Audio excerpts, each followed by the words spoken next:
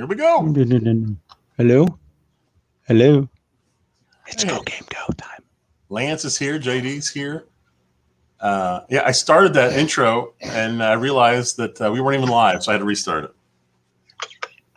Off to a flying start. Anything worth doing once is worth doing again. Maybe a third time too. I'm just glad we're live. Me too. You know, I was thinking it doesn't say scheduled normally. Normally I think it's a red box, but whatever he tells me, I'm good. I'm just following your lead. So look what we got. Woo, hammer away. You know, I think this is cool. I love it because it's, speaking of cool, it's cool in my basement. So it's nice having the long sleeve, you know, and great on the gray. I love it on the gray. But Jeff, does he not look hot in the red? What is going on, dude? Doing this.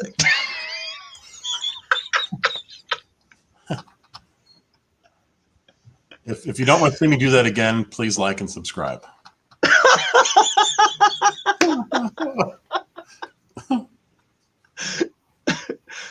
Way to guarantee we have no more likes or subscribes. Thanks. Way to go. Because who doesn't want to see that again? By the way, I'm currently under attack by a stink bug.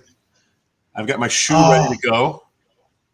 No way. What is with the stink bugs? We've had one inside here like 4 days in a row. I've killed two. I let one loose. I should have just killed the dude. Earlier today, I'm looking at wait.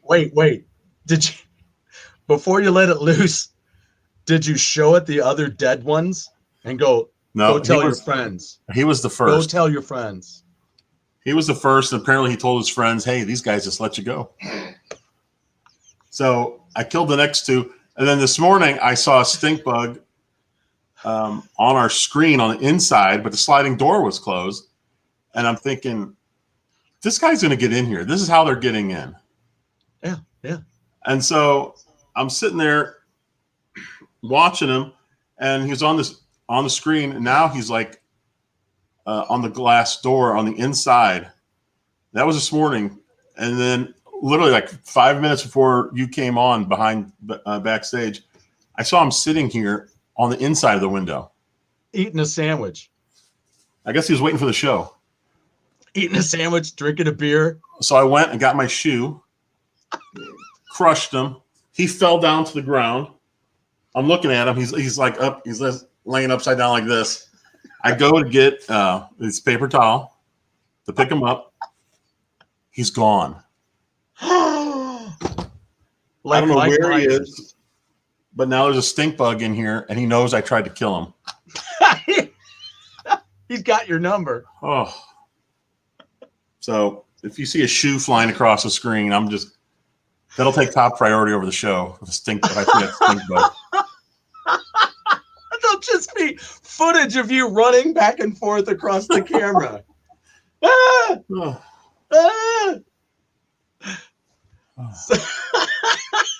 I'll say this: they're pretty cool looking. They look like a mech or something. Hey, Graphic God's here. Papa Pete's here. Born Distracted's here. Lance Jennings here. JD's here. Well, that's all I got. That's all. That's it. Oh, I've got lots of stories. I'm changing my chair out first off. That chair's bugging me. I mean, look at it. It looks like something you'd want to sit in, right? I mean, it's cushy. It's, you know, whatever it is, but it's too short. You were thinking about getting one of those bargain hole. You're thinking about getting one of those backs. It's the beads that the old people use. Me nuts. Okay. And now you'll be able to see my shirt, hopefully. I don't know. Will this thing stay up? I suppose, yeah. That's a little higher, but Hey, right before we came on, I was reading that remember Night Court was getting a reboot? Yeah. It's official. They just signed with NBC to do a pilot, and I guess some shows. The interesting thing is it's not like a remake. It's just like they're picking up. It's the same show. It's the same court. Dan Fielding is back, John Larroquette, playing his role. But everyone else is different, of course, because it's been almost 30 years. And the judge is Melissa Rauch, who played Bernadette on Big Bang Theory. She is playing Harry Stone's daughter. And now she's the judge. So it's interesting. I mean, that's who's in for Marky. I don't know. That's the only two people I've heard of. Kaylee Cuoco. Yeah, I don't think they can afford her. I know I couldn't. She'd be like, "You do what?" Yeah, apparently. I know, but I make cookies. Back. What is this? Dave Mustaine is distracting me. Is that someone in your background? Oh, Dave must. Well, where's Dave? Where'd I put Dave? I have Iron Maiden and Billy Sheehan and Kiss, and of course, the man himself, Animal. I do have. Well, hold on. Hold on. Mate, what's really crazy? Who is that blonde person behind you? That's Billy Sheehan. Hopefully, he'll be on the show tomorrow. Kind of on the show right now. But what? He's on the show right now. I should just do the little mouth thing, that they started in. What was that? Space Angel all those years ago, and then Conan O'Brien does it with the mouth where it talks in the thing, the picture. No, he said. Oh, I see. He says, "Who is that, Dave?" But no, that's not Dave. But this is really weird that you say that. It's kind of creepy and cool. Oh, Mike Mullis, thanks for stopping by. Hey, Mike. I know you're a busy guy. Good luck with your meeting tonight. There you go. There's Dave Mustaine. To Stewart. And then I hung out backstage at the show. Oh, that's really cool. So yeah, that was. I think this one was in Nashville. I met him there at the NAMM show, and he was giving out singles from the new album. So that was cool. And I've met him a few times. I think I met him 3 times. But I've got his book, and I got to read the book. I read Dave Ellefson's book. He's a real cool dude, Dave Ellefson. He's one of the first ones to sign that bass right over there. He signed the back of the headstock. So maybe I'll do a show. If you get Ace Frehley, okay, I can work on that because I've met Ace, and I know folks that have worked with him. So hopefully I can work that out. He does do lots of interview stuff, so it's highly possible that I can do that.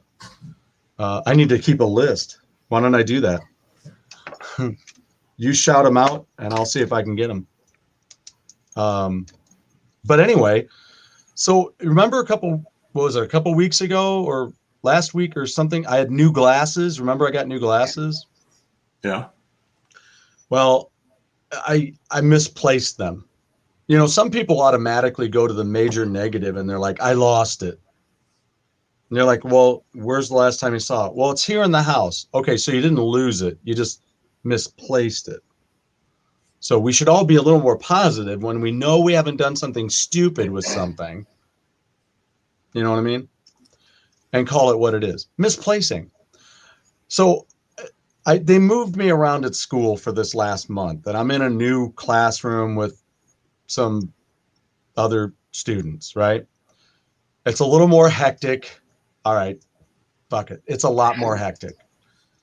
And so I went minimal because they tend to touch your stuff. Okay. So I went a little more minimal with the things that I take to school, right? So I had a plastic Schnucks bag, a brown plastic Schnucks bag. And I had my lunch in it, which is really only a couple of meat sticks. I take I get those beef sticks in a package at Sam's. you know. So I have a couple of beef sticks and I got a cheese stick, you know, a cheesehead cheese stick. I have one of those for lunch. I don't want to be slouchy and for, you know, the afternoon, right? Because it can burn on, and you're like this story. And so I have my glasses. I take my glasses that day, right? Well, I put everything in a bag. I'd put it in my desk at some point, but I brought it home. I brought it inside. Anybody, this is a great place to jump off for tonight's open chat. I say this all the time, and I just said it a few minutes ago. I know I didn't do something stupid with it, right? So I'm like, where are the freaking glasses? I can see the bag. I can see it kind of twisted and together and there. And I think it's in the kitchen, but I don't find it in the kitchen. And I think it's at school. It's not at school. So then last night I go in and, okay, this might be a little Timmy, but what do I care? I go in to take a piss, and from the kitchen comes, I found your glasses. My wife says, what? Because I had just looked in the pantry. I thought, well, maybe the bag's in the pantry. I looked somewhere, it's not there. I go, wait a minute. And I wash my hands and I come out of the bathroom. Where did you find my glasses? In the fridge. In the fridge. I'm at that point in my life, folks. I'm in the fridge with my glasses. You left your glass in the fridge. She goes, your glasses were in the bag. There was an empty pill bottle and 2 meat sticks in Tupperware. I go, that's why I put it in the fridge. There was 2 meat sticks in there. What if when you were 25, someone told you this would be your life? I'd say 30 years later. I'd say I know why I'm doing that, because I'm a rock star and I don't know what's going on. That's what I would have told them. Stuart, in 30 years, you're going to put a bag in the fridge that has meat sticks, your glasses. And what was the other thing? An empty pill bottle. Empty pill. And one of my students the other day, was funny because they always think they got one on you. They use terrible language and they act like children. And they and one of them looks at my bag because I'd already it's just an Aleve, and I take the baby aspirin because who's our pitcher we lost? And they're like, if he would have only had a baby aspirin every day, it would have helped. Daryl Kyle. Yeah. Yeah. So I decided it sometime, years ago, that I'll start doing the baby aspirin every day. Right. So that's pretty much it. That's all I had. It's just my daily take of stuff to keep me going, And so it was empty. And he thinks he's a real wiseacre. And he goes, you got drugs in your bag. You're not supposed to have drugs in your bag. And I'm like, you mean the empty pill bottle into which I could put some extra mints if I need them later? Nothing in it. So good catch. Way to go, Sherlock. God, I'll tell you what. They should get Lonnie Anderson, says Graphic God. I've been saying that for 30 years. No one listens to I just thought that was brilliant the night we were talking about it. And you say, I'd be down with Ginger and Lonnie Anderson, Ginger and Jennifer. And I was like, nope, for me, it's Marianne and Bailey. So we would have no problems on our island whatsoever. We'd have a perfectly buddies. Working radio station on a deserted island. We're good island buddies. We wouldn't have any problems at all. Nope, no problems. So which one do you want? That one? Oh, perfect. Yeah, you're talking about your glasses. I don't know if I think I've told you this. We've had some weird things happen here at this place. Yeah. And the last thing that was weird, outside of the woman who brought meat to your place to cook it? Yeah. Well, that was like a normal weird. This is like weird stuff I can't explain. Oh, okay. Okay. But the last thing that happened was I walked into our bedroom, and laying on the ground is one of my winter gloves that I haven't seen in like 2 years. I haven't worn gloves the last couple of winters. And I'm like, why is this winter glove here? Like, where did it fall from? There's nothing here. it's like I haven't seen it in 2 years, so it must be buried in a drawer somewhere. But all of a sudden, it's just laying right there out in the open as soon as you walk in. Like, how could the glove have ever gotten here? Like, what could have led it? You know what it makes me think? Makes me think of like Portal. Like you put it down somewhere, and there was a portal there, and then it was in some other dimension for however long you had never seen it, and then all of a sudden, shoop, and it lands out of the other portal where you found it. One time, the youngest son and I were sitting on the couch, and the doorknob started turning, the front door. Shut your mouth. And that's why I get up and I look out the little peephole, and there's nobody there. I'm like, a son of a bitch. I sat down, and it happened again. Maybe it was Billy Barty. I don't get it. And then one time, Silly's she was in the bathroom in our bedroom, and she had the door open just enough so she could see out. And she was looking at the mirror, and she saw me walk by. Well, I was in here, and I heard her say something, so I walked down the hall. I passed both kids' bedrooms. They were open. They were both there. I go in there, and she goes, "Why were you just walking past the door?" I said, "I just walked in here. What are you talking about?" And she goes, "Wait a minute." She goes, "The person that walked by had a white shirt, and I wasn't wearing a white shirt." Oh, shoot. And I said, "Well, it wasn't the kids because I just walked by. They're in their room. They're not in here." And she goes, I just saw a man walk by in a white shirt. And like, well, there's nowhere to hide in there. So it's like, well, there's nobody in here. But that was one of the weirdest things. But we've had like weird Maybe he was bringing your glove back. Yeah, and the glove thing, I'm like, where the hell would that even come? Like, it couldn't have fallen. There was nothing there to fall from. It is the dryer. Where the hell's the other sock? Freaking portal dryers. Did you get one of those new portal dryers? I want a portal dryer that when I put those things in it, the other portal is in my dresser. That's what I want. That would be cool to throw something in your dryer and then it comes out somewhere else in your house. Wouldn't that be wild? Like the final rinse, it'd be like those final 2 minutes. You just, where do you want it to go? Ghost.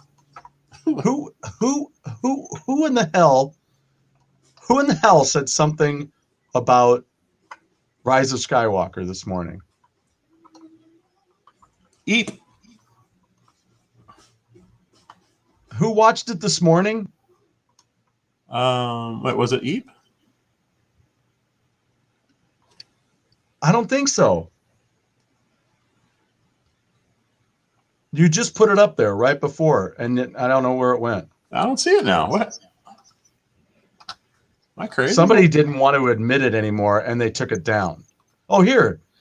Oh, yeah, it was Eep. He said, Papa Pete said, I watched Rise of Skywalker this morning. Or is he talking to Papa Pete? We got... Are we supposed to be stoned to attend this podcast?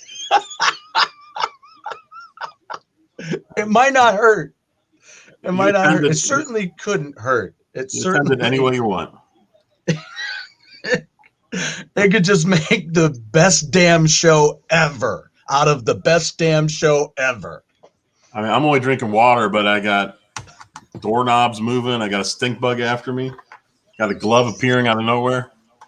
Wait a minute. What's the juxtaposition of the guy in the white shirt and the glove showing up? Do you have any idea? Room. Was one before the other? Oh, that was like 2 years ago, the guy in the shirt. The glove just happened. And when did the glove happen? 2 weeks ago. So, I don't know. Well, I mean, if he really wasn't there. We've had some other weird things happen here, too.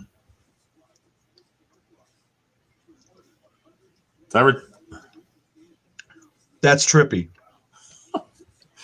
Did I tell you the story of our haunted couch? Wait. Is this like a Goosebumps story? You could see that on a Goosebumps book, The Haunted Couch. Yeah, it could be, Pete.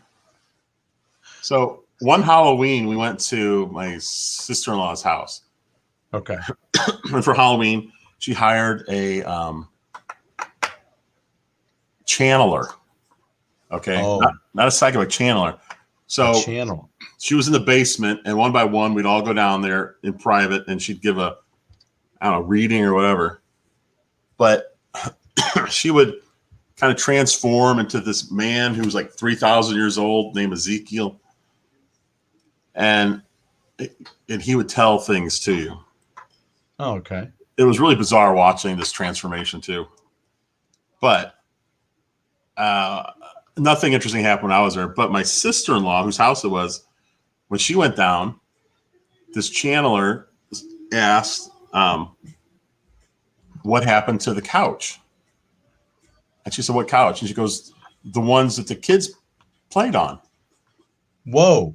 And there used to be a couch. They had the steps, and there was a couch in this room.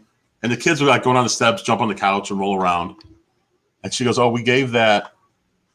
She goes, we gave that away. And she was saying that there was a ghost in their house. And people actually had seen a ghost in their house several times. But now the channeler was speaking for the ghost. The ghost wanted to know what happened to the chair because she used to like to sit there and watch the kids play. So I didn't hear this story till later in the night when she came up and she was telling us this story. And when she's mentioned about giving the chair, the couch away, I was like, wait a minute. They gave that couch to us. I was like, that haunted couch is in our garage right now. We hadn't moved it in yet. And I told my wife, I said, we're getting rid of that thing. Bye. Immediately. We had some other relative came and they took it. As one of her teachers used to say, immediately, if not sooner. So I'm not taking any chances. That's like, and the phone call is coming from your house. What?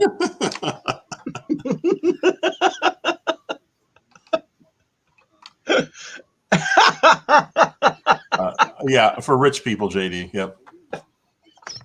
It just makes yourself feel good. Instead of remote, I don't know, Jeff. I'd come over to your house to change the channels. instead of Or remote, you got to stick, you just poke someone and say, 35. Can't you just use the remote? Yes, I can, but I prefer doing this. Christine always complains that when she was a kid, she was a channeler. Because she's like, oh no, it's not. Hey, I just got a note from my friend. To our millions of viewers, we are going to have a guest tonight who has her own Twitch channel, and she does video games and such. And she was just playing tonight. What was she playing, Jeff? Battle Block Theater by the Behemoth. Do we want to have her pop in? She said she's ready. Sure, why not? All right. I will wait, I think, until she's here. Because we are going to post her.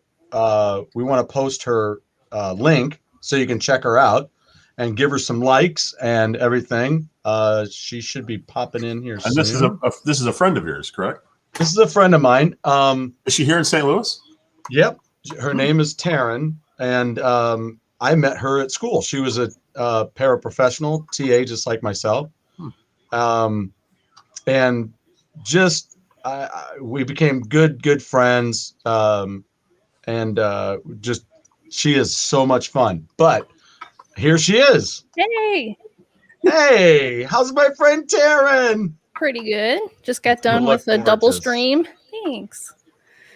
And my You're green welcome. screen going on. You got some You just beautiful missed our blue ghost- on you just tonight missed our with some ghost stories. netting and Yeah, gotta be fancy. Yeah, usually I with my know. little bat choker. Gotta do it for BatGlitchCrazy, you know? it is awesome. I'm sorry It's a I didn't great wear name. the blue tonight. No, dang it. We should have talked about it. I know, and I skipped the lipstick too. Oh, come on. Damn it. Yeah. There's a band called The Thieves we'll talk about later. They have a great song. I'll just say it now. Girl in Black Lipstick. That's the name of the song. It's a great song, The Thieves. It's my understanding they may have been the first band to play at the Rock and Roll Hall of Fame, which is a place I'll never go. But so anyway, it's just not worth it. So Taryn, this is my buddy Jeff. Hey, hi Jeff. My buddy Jeff. This is my buddy Taryn. We snuck in on your stream earlier before we were on air, and was watching you play Battle Block Theater. Thanks. That was my friend Zero and I we do a lot of games, and it's hilarious, especially that one. It's very interesting with the puzzles. It looks like a lot of fun. Do you play the other Behemoth games? I like Castle Crashers as well. So we were doing that. We switched it from doing Castle Crashers to Battle Block Theater. And then before we even do that, we do Don't Starve. But then we kind of do our own separate games. Like he does his own stream and I do my own stream. So Wednesdays is kind of our collab day.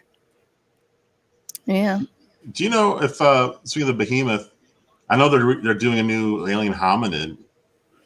Have you seen that yet? I have not actually. Okay. I guess it's not out yet. I didn't know if it maybe hit PC first.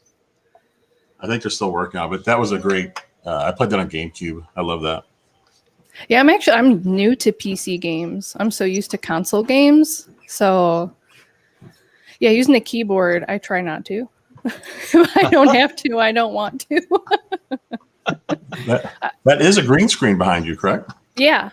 Okay. That's why it looks like she's using a green screen. Yeah. Yeah, a lot of time what I try to do for my streams is so the game is behind me, so I take up less space on the screen. But getting the lighting is annoying. It is annoying. You can already tell how it's not evenly lit and there's wrinkles and stuff on it. So at least it does fine how it is, but technically it's supposed to be lit more. What kind of lights do you have? Have you checked? I can't even I got this stupid cord going everywhere. Have you tried check these out?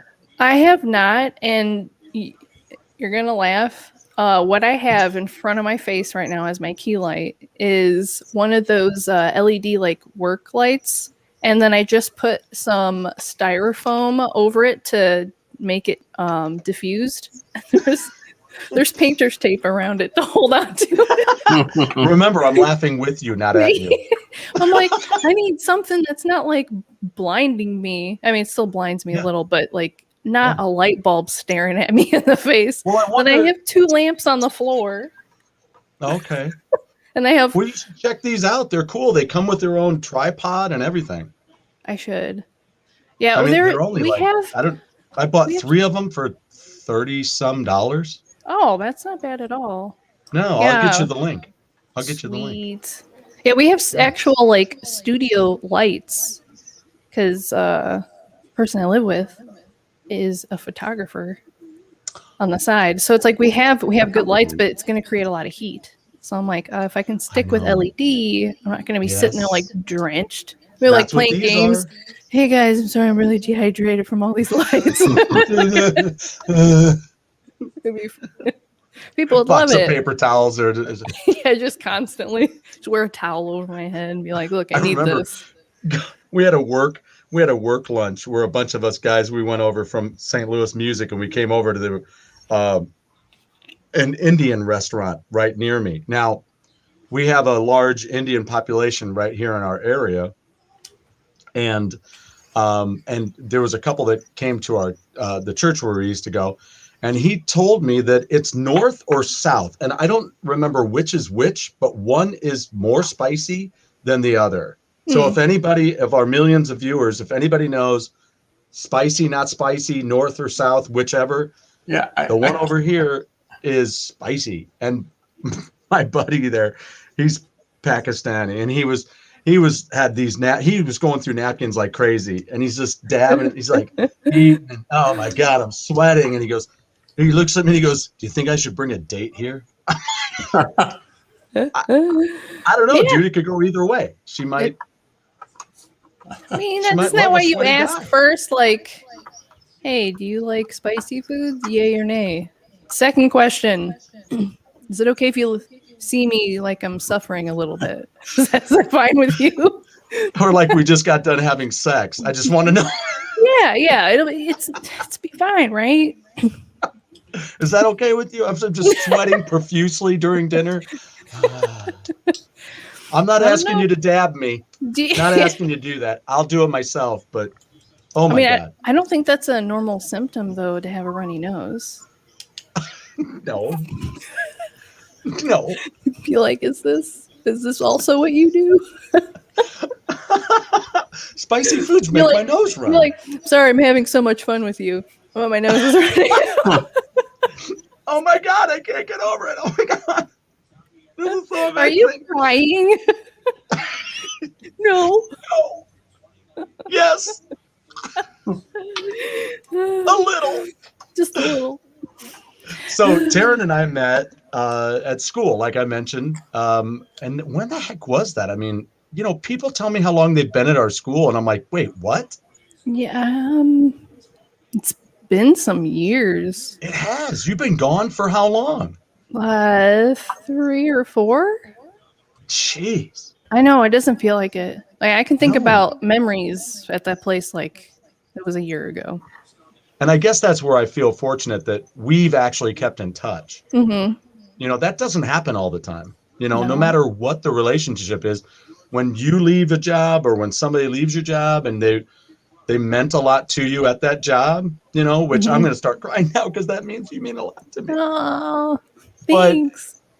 Thank you. And, you know, and yet, do you keep in touch? Not all the time. I mean, it just doesn't happen. But Yeah.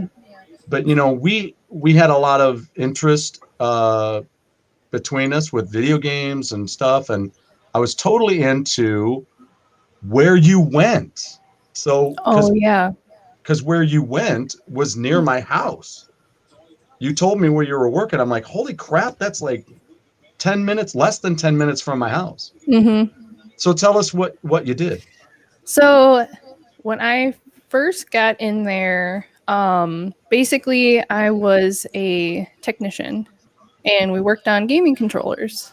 So it is taking apart so that you can get like the outer shell, and then you send it to the paint department, which I was not in, which I know that might surprise you because you know I did all the artsy stuff. But I didn't do any of the art stuff there. I was so close to being able to do airbrush and learn how to do it. But I knew how to take stuff apart because I did that when I was a kid. So I told them that, and I was like, I can't tell you, like, yeah, for sure, I know how to take controllers apart. And it's not super difficult, but there are things you have to know how to do. And so I can do PlayStation, Xbox, GameCube, PS3, Joy-Cons, Nintendo Switch, like the whole system. You can do the whole entire system. It's not fun. The Switch lights are terrible because the screen is glued onto the front shell and has this very thin, like fragile, like frame, and you have to pull it away from it. And then you have to try not to screw up any of the mechanisms that makes the screen work, because if there's too much pressure when you're trying to take it off, you'll screw up the screen completely. So I got most of the detail jobs after a bunch of people left. I kind of was helping the manager out there. So I was doing inventory, I was doing warehouse, I was doing shipping, I was taking stuff apart, I was teaching new people how to do things. As a lot. You were working your ass off. At one point, you were working how many hours a week? So sometimes we would do overtime. So it could be, what was it, 12-hour shifts? And it would be almost every day. And this was during customizing season. Controllers, right? Yeah. And systems. Yep. So we'd give it, we take it apart, paint department does their paint stuff, and then we put it back together, and then we have to test it and make sure it works. Did people send you their own stuff, or did you buy it and then send them it? Yeah, they would have to purchase it from that company. So because the problem is the liability. So someone's like bought their stuff from somewhere else, and then they send it, and they're like, it's broken. We're like, yeah, that sucks. But we can't fix something that you've already had because there's no proof that you're not going to be like, oh, you broke it. type Right. of thing, which sucks because it's like, I do know how to fix it, but I can't because you didn't buy it from us. But we had so many repairs from people. It was like some of the stuff was just kind of insane, like what they'd bring it back for. Like I get it. Like sometimes you get like sticky buttons, like bumpers and stuff, because when you have new plastic in a shell and it's not from the same manufacturer, it kind of sometimes it'll stick. I have this controller right now, and this is just for a PC, and I have a sticky bumper, and I'm like, I don't know if I need to like shape some plastic, but I'm like, this is brand new. Like I have used it for like a month, and I have a sticky bumper, so it can happen. But I had ones where drift and a thumbstick is so popular, like even through the manufacturers, even People if love you it. don't have us like take it apart and put it back together. Sometimes you can buy from Xbox or Sony, and you get a thumbstick where like you see the reticle on a certain screen, like Call of Duty specifically, because it's a really touchy game, and you're like go to see a character, and then you just see it just kind of drift off. And sometimes if it's a little bit, it's not an issue, but if it's really bad, it does it in game. So you try to like move your character around, and you're like, I can't stop going to the right. How can I shoot stuff? And it happens a lot when people push really hard on their thumbsticks. Okay.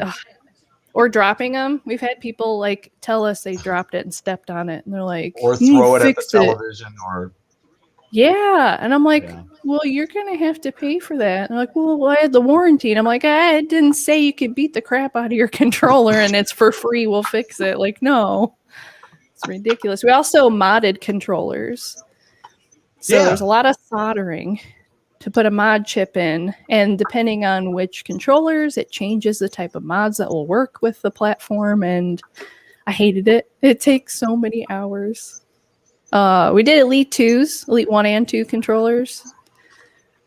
I can't tell if I like or dislike Elite 2 controllers, to be honest, like how they have their stuff set up. They're so heavy, and then you have like the paddles on the back that you can program to do other stuff, but it's like right in the way of like when you do stuff. So I'm like, how do people not accidentally hit a button? Huh? Aren't those like $150 or so? More. But yeah. I'm like, and we get those back broken. They're like, dropped it or punched it or whatever. I'm like, how much money can you spend on a controller and just beat it up and be like, oh, that sucks. Like I can't even. Joy-Cons are worse. You were working there for a couple of years. Was it just a couple of years? I mean, it wasn't a few years, or no? Yeah, I think it was 2. I think I was going to be going on to 3. Yeah. Okay. All right. And then, so what was your transition from, hey, I'm really done with this shit and I'm moving on? I think it was, I don't know. It was just, I didn't feel like I was going to be moving up anywhere in the company, because it's a really small business. Gotcha. So I was like, yeah, I don't know how long I want to stay. But then pandemic happened, and that kind of pushed it even more so, just because social distancing was like extremely difficult there. Because again, small business, small space. Yeah. So I was like, how are we going to do this properly? We can't. So my partner was like, how about you don't, for a little bit. And I was like, I've always wanted to do like streaming. And I'm like, okay, let's do it. So I'm not going to say I'm going to make money off of it. It'd be great, but I'm not going to, completely bank on it. Man, I have other options I can always try out, but I want to do some art streaming as well. I just need to get a camera that is, right now I have one. It's a C922 Logitech. So it autofocuses. Yeah. So I need something that doesn't autofocus, because if I'm doing art and move my hands around, if I'm painting miniatures and stuff, it's going to try to autofocus constantly, and it'd be like, you like this blurry mess that I'm working with? Isn't it great? Yeah. Well, I have a Nexigo is what I've got, and it's got zooming on it. I can do 3 times zoom on it. So it's got a little button on the top. Just click it and it'll zoom it like this. Just so close. Get away from me, Stuart. Okay, I will. There. So You just do that randomly while you're talking to people. They're like, hey. We just lost five sometimes if I want to subscribers be to it. creepy. No. So what are some of your favorite kinds of games? Do you do a lot of Switch stuff at all? No, I kind of wish. And I was seeing something that says I hate drift on my Switch Joy-Con. It's the reason I'm so bad at Rocket League. But yeah, Switch Joy-Con, the drift on the Joy-Cons from Nintendo is terrible. Like, Yeah. What's from them. the deal with that? So I taken them apart. The thumbstick housing unit. So they're completely different than PlayStation or Xbox housing units. And basically, what the housing unit is what holds onto your thumbstick. Your thumbstick just kind of sits on a peg. The peg goes inside of this metal housing unit, and then it's soldered onto the board. So with other ones, you just unsolder it and then replace it. No big deal. With the thumbsticks for Joy-Cons, it's a whole entire unit that you have to actually like unplug, and you have to take out. It's so silly because for Joy-Cons you can get different shells and you can change your colors on your own if you buy it off Amazon. But you have to take off the screws, you have to take off the back panel and everything attached to it, you have to take off the board in the center, then you have to take off all the buttons and everything that are sitting just to get to the front shell. You have to remove everything just to get the front shell off. So it's just ridiculous. When you get to the housing unit, it has a little ribbon cable that attached to the board. And inside the housing unit, you can't just take it apart because it's machine compact. So if you try to pull it apart, you're just bending all the aluminum. And then inside of it is plastic, mostly plastic. And it just has this tiny, thin, two metal, like forked looking things. So when you rotate, it slides across a contact. And if that gets bent or moved out of the way, it's not going to work. So it's like it's not even something I can go in and fix because if it's not put in correctly by the machine, it's done for. And I know they've kind of gotten in trouble with some people trying to sue for that kind of stuff because it's happening all the time. When you send it into Nintendo, it takes months to get it repaired or to be sent back a new set. And there's people who will buy two sets. One messes up, they send it, then they have their backup. That one messes up, they send it, they get their other one back. But like, it costs a lot of money to do that constantly.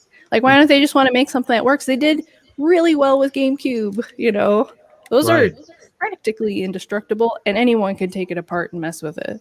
So it's like, why did you all of a sudden go from, hey, this is cool, easy, to what the heck? I can't even deal with it. It's like cars. It's like cars. You know, they used to be, you know, anybody could work on them. You didn't even, you know, even if you sat in a few times with somebody and learned how to do a couple of things, it's easy enough to do it and put it back together. Now it's even mechanics are like, yeah, I used to take my GameCube controllers apart to switch the colors so they'd all be two-tone. Yeah, that was always fun. brilliant. And then I found out that even on the official Nintendo GameCube controllers, there's actually two versions. Because I took one, I had no problem originally, and I bought another one. It wasn't that long ago, like maybe 4 years ago or so, but it was an official Nintendo one. Took that apart, and the other one, I tried to put them together. They didn't match up, and they were different. They had different numbers. I don't know why they did that, but I guess the later ones maybe they changed out because early on I could do it fine. Yeah. But there was a version that didn't match up with the original ones. It was just slightly off. I mean, you can't tell looking at it until you try to put it together. Yeah, and even the shell, a little bit like where the triggers are, it's like they fit more snugly. Like I remember having to like basically try and reconstruct shells to make the triggers work for people. I'm like, this is not how it should be. There was one type that had because so normally it has like the springs for your triggers, and then it has a panel that sits over it that screws down. And then there's a different one that doesn't really have much of a panel, and it just has the little spring hooks. And they just pop in and go. And I'm like, why didn't they just keep that? It feels a little bit different. So I know some people are like, they have preference. When we went to a convention that was predominantly for GameCube like games and they're battling and stuff like that. Yeah. We had so many people that are like, I need it to feel like this. It needs to be this tension. I want to notch this thing out. And I was like, well, we don't do the notches because if once you notch something, like either it works or it's in the wrong place. Like, so I'm like, you could do that if you want to do it to your controller. That's fine, but we're not going to do it. And then like it not be right. And we're like, well, we can't fix it. I can't If you melt want the to be Eddie plastic. Van Halen with your own controller, that's cool. But Yeah. not. Some people are Jaco Pastorius with their controllers, and you're like, that's not a big help because Jaco, one of the first basses he had to use on a tour, I learned this from reading the book. He borrowed a bass, took it on tour, then decided he wanted a fretless. Not his bass, but he's ripping out the frets on the bus. And then when he gets to his destination, somebody's got to finish it because he doesn't know how to finish it. He just knew he wanted it to be fretless, so he ripped the frets out. Somebody else had to finish it for him. So there's your other thing. Hey, I took this apart and I did this. I can't put it back together. That would be me. I didn't even know you could do that though. Like I thought there would be divots if you remove the frets. Like this bass right here. Yeah. This is my very first bass, and I wanted it to be fretless. Now I don't even play it because it's full of autographs with Sharpie. So what do you do with that? Yeah. Anything you try to spray on it, it activates the ink again and it starts to run. So I have to stop playing it because I started wearing off the signatures. But I did that with this, and what you do is you rip out the frets, and you can still see the lines in the neck. That's because those are little pieces of veneer that you cut that, and then you lay it in there, and then sand it down. Okay. That makes sense. And then you just sand it flat. And then it's nice this way because I can see, as a amateur professional, I can still see where I am on the neck instead of that really sounds great, Stu. That sounds like a Swedish chef. So I love the moments. So electronic emotions program, that's EEP. Deep. What do you think about that? Have you heard anything about this? No, but it sounds cute. I've heard about it. I don't have a PS5, so I don't have much to say about it, but I have heard that. I don't know how true it is. Very interesting. I tried a Van Halen stripe everything. JD is my rock and roll brother. I mean, we talk. We're on the same page on a lot of things. Lance and I are the same way. Lance has got some brilliant things that he says a lot of the times too, like Swedish Chef.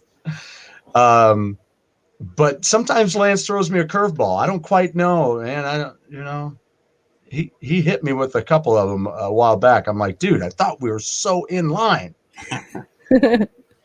Like Taxi theme versus Barney Miller theme. I got to go Barney Miller. Wow, that's a tough one. It is a tough one because I'd almost say that the Taxi theme. Are you familiar with either of those themes, Taryn? No, sadly. And I guess 73? Barney Miller was Barney Miller mid 70s to maybe around 80 or so. Okay. And Taxi was definitely. They were like 78 to 82, something like that. Right. So the Taxi theme, you may have heard it before. It's like do do do do do do do do do do. It's kind of a light, kind of a cat. Is it one of those earwig tunes? It's like something you just don't forget it. You're like it's always there. Barney Miller was cool, kind of clanky jazz. Kind of really kind of cool. Barney Miller versus Seinfeld bass. Oh, gotta go with Seinfeld bass. Man. I just played Seinfeld in my class this morning because my teacher's project for the class right now is to write a eulogy. And so I played that quick bit of Seinfeld sketch. He goes, so they're talking about the people's biggest fears. People's biggest fear is speaking in public. Second is death. So what this means is if you're at a funeral, you'd rather be in the casket than giving the eulogy. That sounds about right. Yeah. Sounds- Uh, and Taryn, I will tell you one other thing too that it just hit me today, and I asked Jeff mhm. because we were checking out your stream earlier. Is that he has a niece named Tara, Mhm. and you guys, you remind me of her. It was so interesting today. It finally hit me that that's maybe what I don't know. That's what I made a connection with you about. Was that I thinking over those years that we hung out there at school together? I'm like, I think you reminded me of Tara, and I think that was part of it. That's kind of cool with the name, though. I know. It's so close. Very I know cool. it's so close. They're like neighbors. So how It's long like have you been? godliness and cleanliness. How long have you been streaming, Taryn? Not that long. I started around. Oh gosh, yeah, it's only been like a few months, honestly.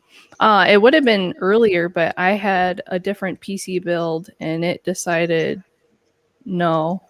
I had a couple people work on it, and it just wasn't good. There were certain things that were I don't know PC stuff very well, but there are certain things I was like, oh yeah, that's probably not good, I guess. After having the third person work on it and tell me what was going on. So I was like, oh, okay. But now I have this other one and I can actually do stuff on it, which is fantastic. But yeah, only a few months. It's been pretty interesting. I just reached affiliate, which means I had to have at least 50 followers and at least like an average of like 3.5, which I don't know how you get a 0.5 viewer, but whatever. At least that. So I made that, so I just hope to continue. You want it to be maybe that they didn't realize they were really into it. So that's the half you got. Not that they're like, oh, I'm kind of halfway in. I don't know. That's true. They just pop in and they're like, yeah, hey, and then leave. This one's weird. I don't know. Oh, that's cool. And then so should we go ahead and make sure that we share the link that you sent me, right? Oh yeah, that'd be great. Okay. I think I might even have it on paste still. Yep. Sweet. There we go. Awesome. So check this out. My buddy Taryn at BatGlitchCrazy on Twitch. So Twitch TV. So yeah, check that out. And yeah. I mean, we still have a lot more to talk about it, but I'm just, she's just so lovely and fun to watch. I love your laugh. I still love your laugh. Thanks. It was great when things were going goofy in the game, and I heard you laugh. I'm like, oh, I missed that laugh. It's so fantastic. Cool. It was so cool. So everybody else will be smitten by it as well, I'm sure. How often do you stream? I do that. So it's Tuesdays, Wednesdays, and Fridays. And Sundays are a little bit different. I'm on somebody else's stream because he does a D&D style game. So you can hear my voice on his stream, but I don't actually stream it. It's Run Arcana, which is League of Legends lore, but D&D style that somebody in, oh my gosh, I think it was originally written in Portuguese and they had to rewrite it in English. And the people who did League of Legends looked at it and they're like, actually, this is kind of cool. And since it goes off of D&D, there's not much like of a learning curve. So yeah. I will have a YouTube channel. My problem at the moment is I have all my videos downloaded and I don't want to just copy paste because that's like 5 hours a game. And I don't think people on YouTube want to watch 5 hours of a recorded video. You might be surprised. It's true. Because I didn't know if I should chop it up and like keep the good parts. You can do that. But yeah, it's a lot of hours to go through. And I'm not versed in doing video stuff. So I'm like, I could cut it. Well, you come to the right place because neither am I. But and Jeff is getting better all the time. I don't even know programs to use. I have whatever Windows has. And I was like, oh, I know I can cut this. And Twitch has some stuff too. That's how I've been able to keep like some clips and stuff, which is very helpful. But yeah, I mean, I don't know. I mean, like I said, I could technically just paste it on there. I have the YouTube available. I just gotta push the button, which seems simple enough, you know? The red candy-like button. Yeah. Like, is it really that simple? It can't be. It can't be. No. It sounds simple, but too easy. Yeah. it sounds simple, but we messed that up today. No. We started the show playing a video to start it off, and halfway through I stopped and I just threw it. I forgot the hit live button, so we got to restart. Oh no. Jeff, I thought we talked about this. We're calling it a rehearsal. Yes. Oh yeah. Mm-hmm. We rehearsed the beginning of the show. That happens on Twitch with if I put my like BRB sign on and I'm like, okay. Oh yeah, I have to push the button again in order to talk. So I had like 10 minutes of me talking into my mic and I'm like, oh yeah, I just have to tap this. I don't even have to push a button. I can just like brush it and it's on. And I was just talking away and I'm like, so people can see me talking. Cannot hear anything. And they're like, I think you're muted. I'm like, oh, okay. Yep.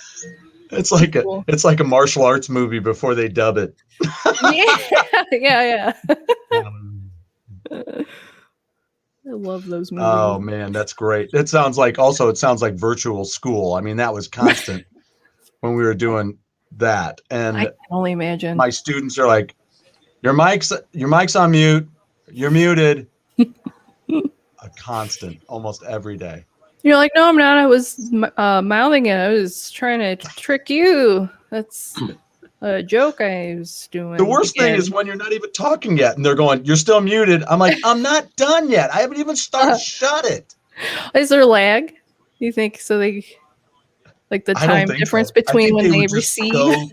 Sometimes they're just so quick to tell you what you're doing incorrectly. Yeah, that's true. I remember those days. Oh, don't you? I do. You're doing it wrong. You know what? I don't have to be here. No, okay. Go find another teacher's assistant to, I don't know. Yeah, I'll help you. Yeah.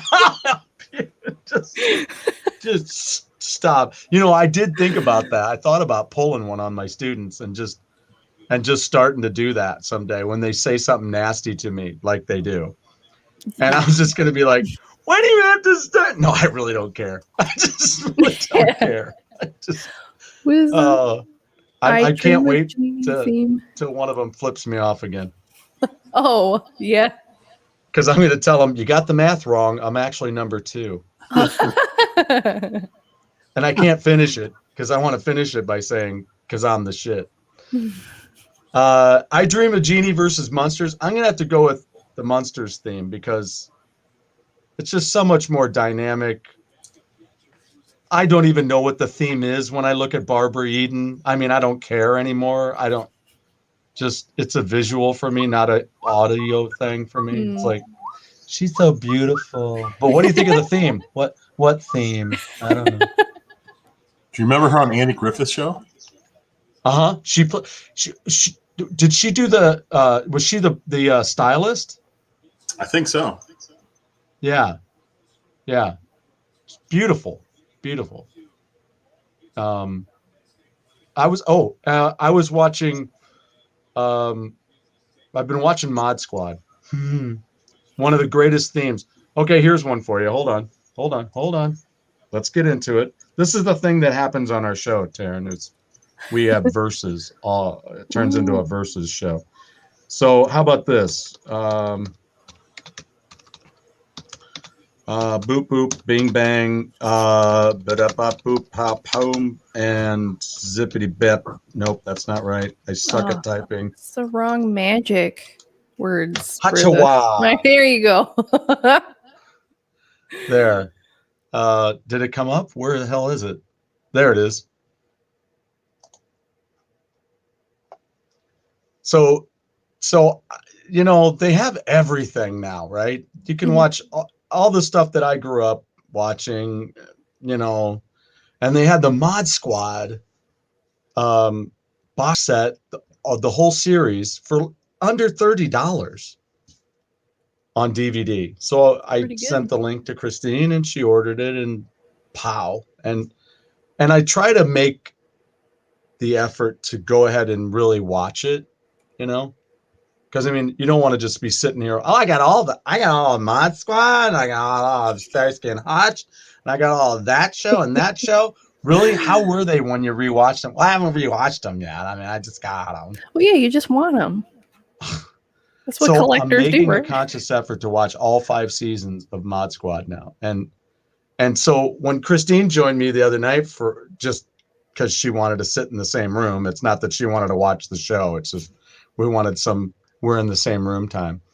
And so I I watched the beginning of the show, and then the theme comes on.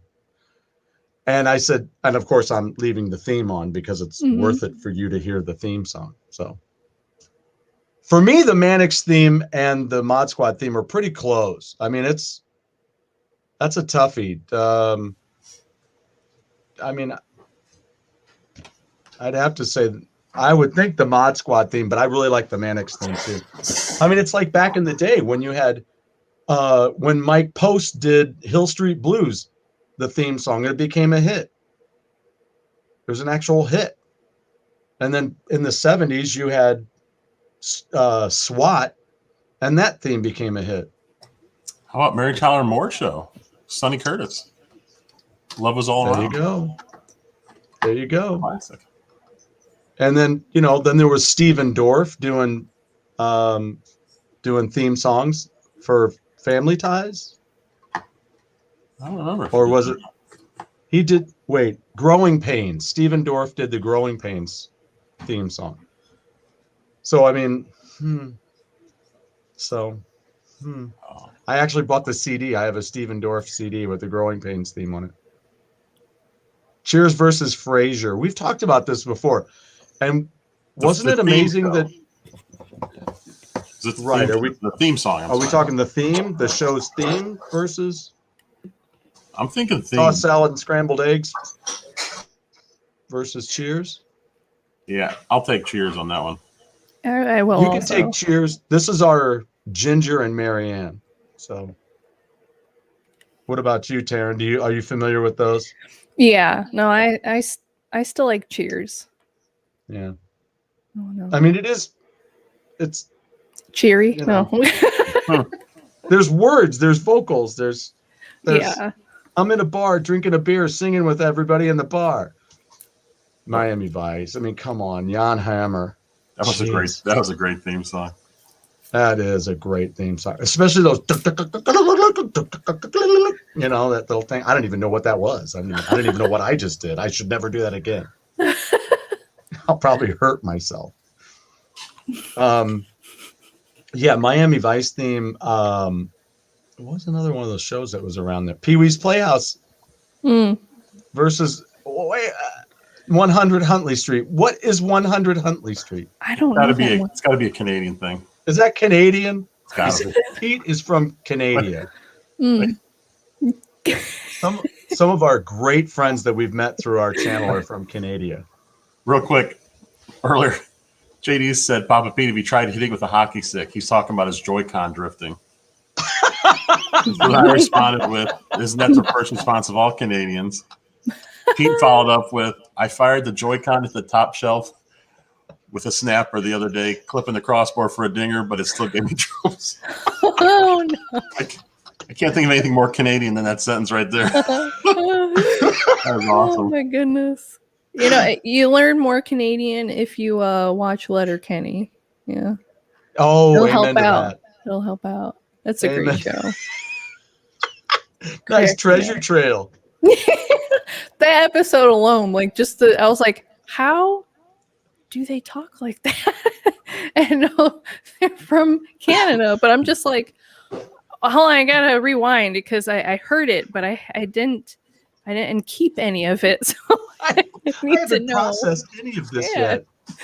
That's almost even like British stuff. Like sometimes, Yes. especially like British humor, and I'm laughing. I'm like, but wait, why?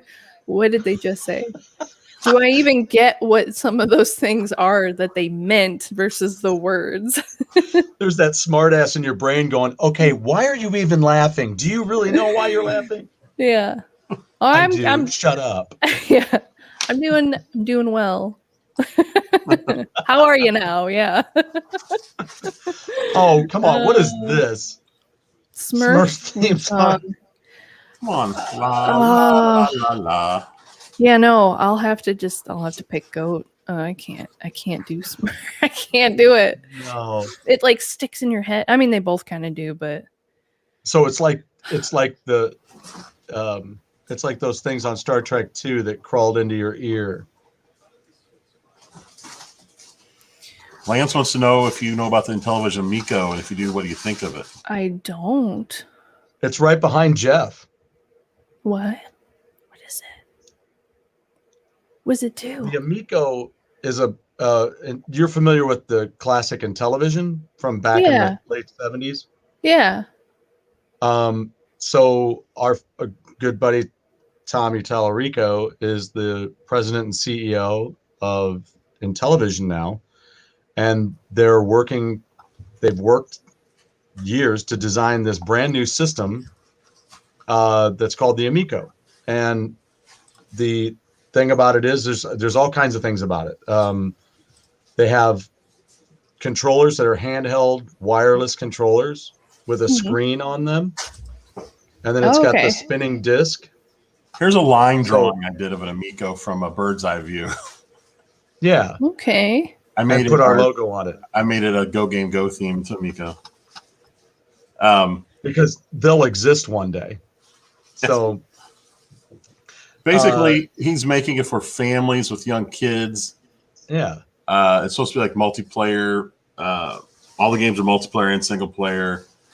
And I think the number one target is families with young kids, and then guys like us who like older type arcade games. Retro boys. No, that's.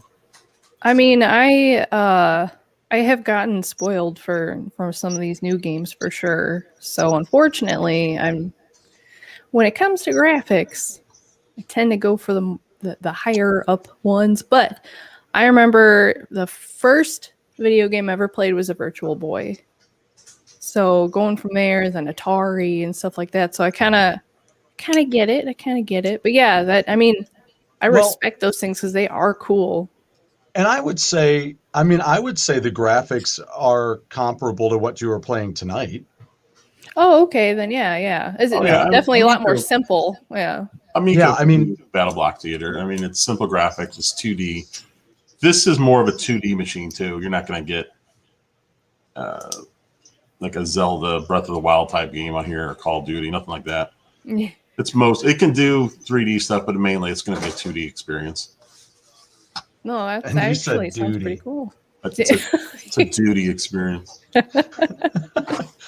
But the games look great. And what they've done is they've taken some of the classic games that we grew up playing, like the main one that always comes to mind for me, even before Breakout, is Breakout's a great throwback classic game, but the one that always comes to me is Moon Patrol.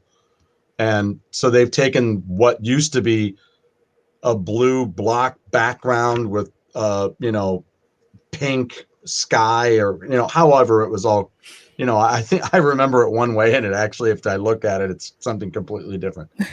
But they've taken all of that and then they've put it in. Now it's got all the really uber cool graphics. So it all looks like, great detail, where the meteors are coming down, and it's got a really rich look to it, and it's really fun, and the music is fantastic. Astro Smash is another one. Oh, okay. I was like, I recognize that one. Yeah, there you go. I was even thinking about the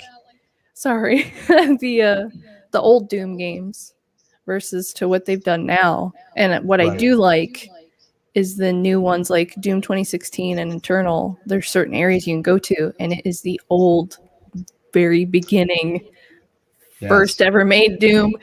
But I like, you go in there, it's a whole nother world. And I'm like, how did people play games like this? Like, it hurts. There's squares everywhere, and the walls are a paper, and you turn around it, and I'm like, where am I? Yes. It's amazing. You know, I was just talking to a coworker today because he's totally into the Xbox, and he's got that going, and he pays for the service because all the games just downloadable, and I mentioned retro games and stuff like that, and he said, he was like, yeah, I just don't get into the retro thing, I get what it was and what it is, but he goes, I'm all about just moving on and playing the new stuff. And I'm like, I totally get that, because what I'm finding out these days too is that I got no skills anymore with those old games. So there's Tommy in the hat, and this is what the Astro Smash game looks like. Oh, whoa. So this is the Amico. So it's not chintzy little cheesy games anymore. It's, they are retro games, but they're beautiful. Look at that. Yeah.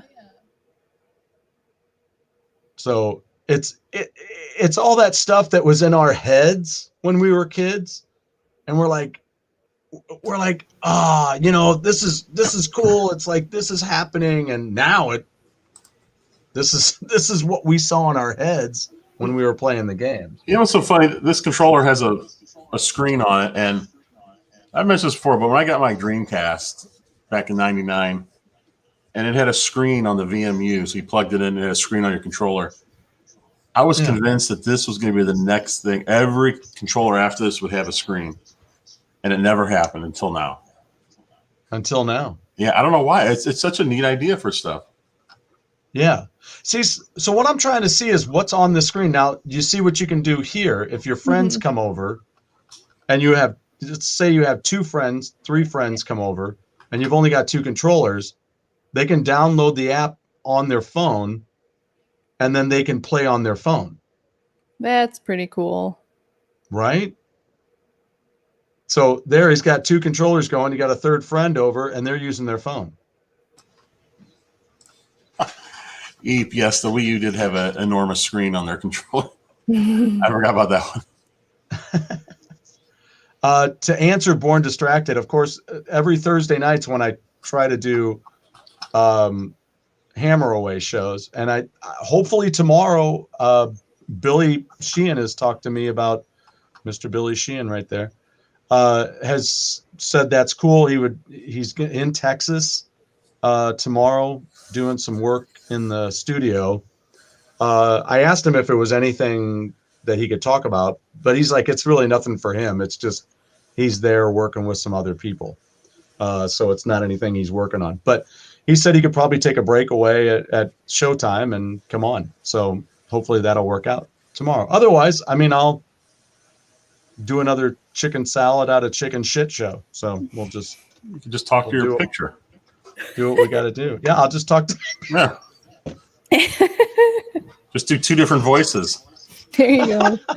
You're good. But do join in. You're okay. Yeah, no, I get it. I have a tough. He's like, oh, sorry. I forgot. But no, that's why I'm glad you guys bring it up, because it puts it fresh into my head, and I realize that I'm not ready. I didn't say that. I meant it, but I didn't say it. There's moments where, questions come out of the blue and stuff like that. What I'm really eager to do too is to share some old interviews that I've done. Like a couple of my favorite ones were for the Knack, which I'm going to have Jeff on my show. Jeff, I'll tell you what. Are you busy tomorrow night? What is that, Thursday? Yeah. I don't think so. Okay. Maybe what I'll do is if Billy can't make it, maybe Jeff and I will come on and we'll talk about the Knack and our hanging with the Knack and that kind of stuff. And we can just talk about the Knack. And then I have 2 interviews that I have on CD back there. I did one with Doug Feiger and I did one with Bert Navarre, and we can maybe put those on the show. So we need to chip in and get Stu a Viking puppet. If there wasn't a lady present, I'd make a joke. Puppet the Packers. Yes.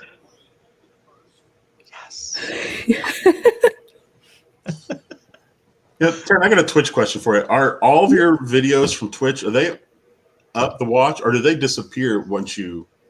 They stay up for about a week or two, and then they will expire after some time. So yeah, I've been trying to download all of them when I can before they expire. Okay, so there's no way on Twitch to keep them in your own account?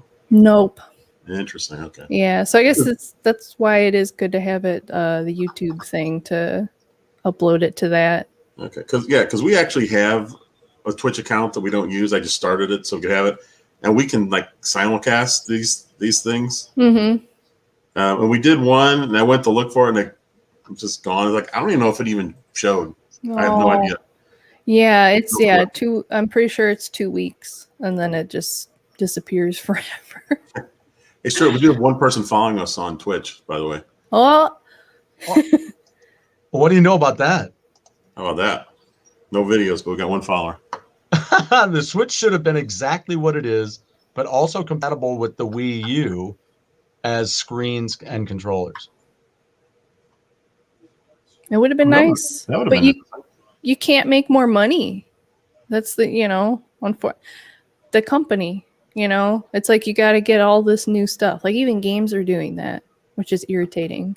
Like you get this skin and get that skin, and it's like, well, can't I just have it and keep it forever instead of having like 50 million different things? But I mean, it makes sense. But yeah, they if they can do that with controllers, right? Why not? I was gonna ask you something. I can't think of what I was gonna say now. Stuart, Eep appreciated your discretion. I know, right? So that was very nice. There you go. I mean, I was at a club one night. I was getting ready to do the open jam gig, and me and a couple of guys were joking around, but one of the bartenders was there. She was a lot of fun. She and I used to joke around a lot, and one of the guys said something, and I was just gonna pull a guy joke, and I'm like, and I said I'm like, I'm not gonna do that, because that's just something that guys say, just like women have things that women say around women, and there's probably a lot of guys though that were like, no, go ahead, that'd be great, because then I'd know, whatever. But it's that way, and I just said I'm not gonna say it. She goes, oh, you can say it, it's okay. I go, no, it's really not. It's not okay. I'm not gonna make the joke in front of a woman as if it doesn't matter, because it matters. It matters. I can say it in front of the guys. That's just what we do. Women do the same thing, and you just gotta. But I'm like, I am not doing that in front of a woman. That's such an asshole move. That's so stupid. So yes, there are times where I say, things, but no, this one here you go. I've never interviewed a wrestler. I don't know anything about it. I'm awaiting Pete to start interviewing some wrestlers. I would love to see him have some wrestlers on, and if he ever are you gonna have any wrestler folks on your show? Whoops, I lost it. Yeah, I think that's the plan, because I do that show every other week with Pete where we talk wrestling, video games, and retro adventures. And we've talked a lot of wrestling, but I think we are trying to get a wrestler on eventually. Okay, if you need any help, let me know. I don't know if I can help anyway, but I would if I can. I mean, people tell me I look like Triple H, so maybe I can get him for you. I don't know. I'll just be Triple H on your show. There you go.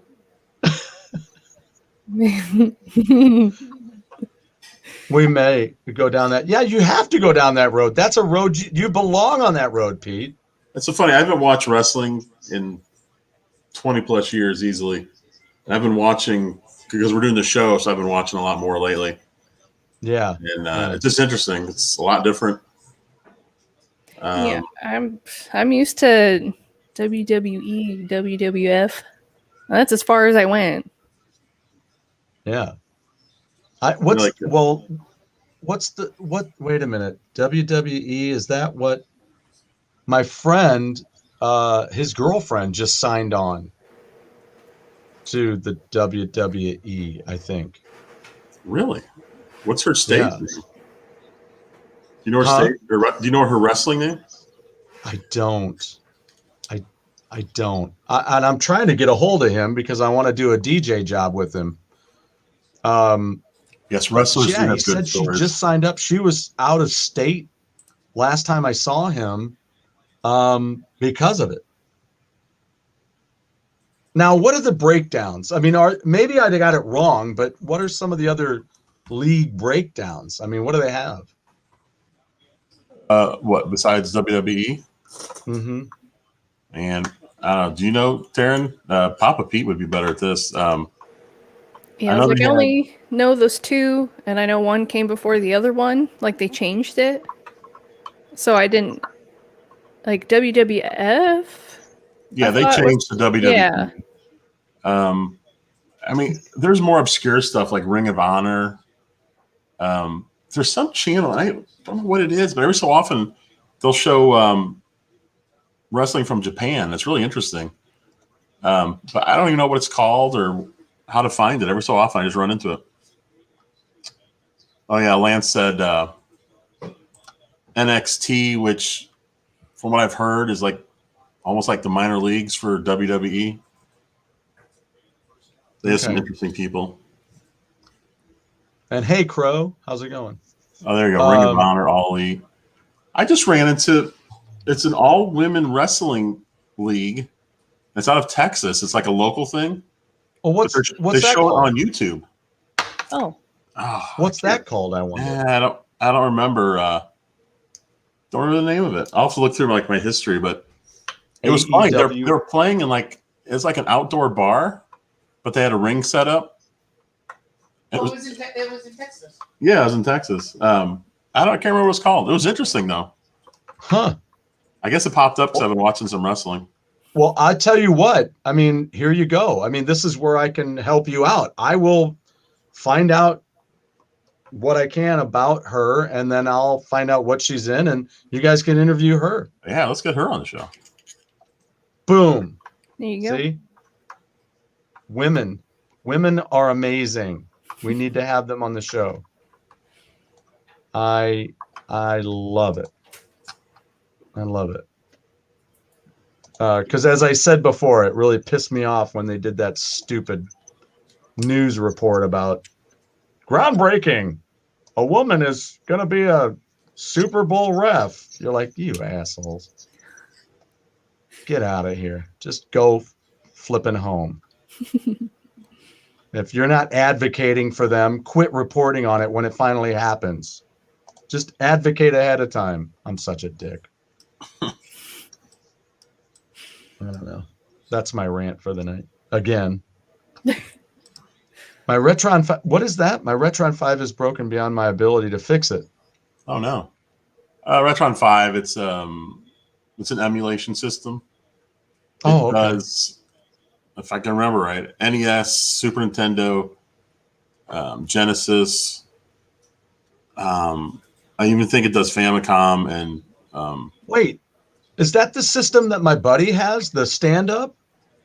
No. It's a little it's like this. It's a little console. It's got like 2 or 3 cartridge slots. I think you can even do Game Boy games in there. Okay. And it hooks up through HDMI, which is nice. You can play all these systems on your TV. Has an SD card. You can like save your state. So you can just save it at any point and come back and play, which is nice. What it does is you have to have the actual cartridge. You plug it in. It downloads the ROM temporarily so you can play. And then when you pull it out, the ROM goes away. It doesn't stay on the system, of course. Yeah. So it's a way of playing your old cartridges on one system through HDMI. That's pretty cool. Yeah, I was like, I It have is very cool. Yeah. a Game Boy Color and a Game Boy Advance and a PSP right now, which the PSP does disc, not necessarily cartridge. But yeah, it's I actually thought the Game Boy Color was gonna not be able to be playable because I left batteries in it for way too many years. And did they Way corrode? too many years. They do. But if you get the isopropyl alcohol and you clean the contacts, if it's not too Don't bad, you just it's love fine. saying that?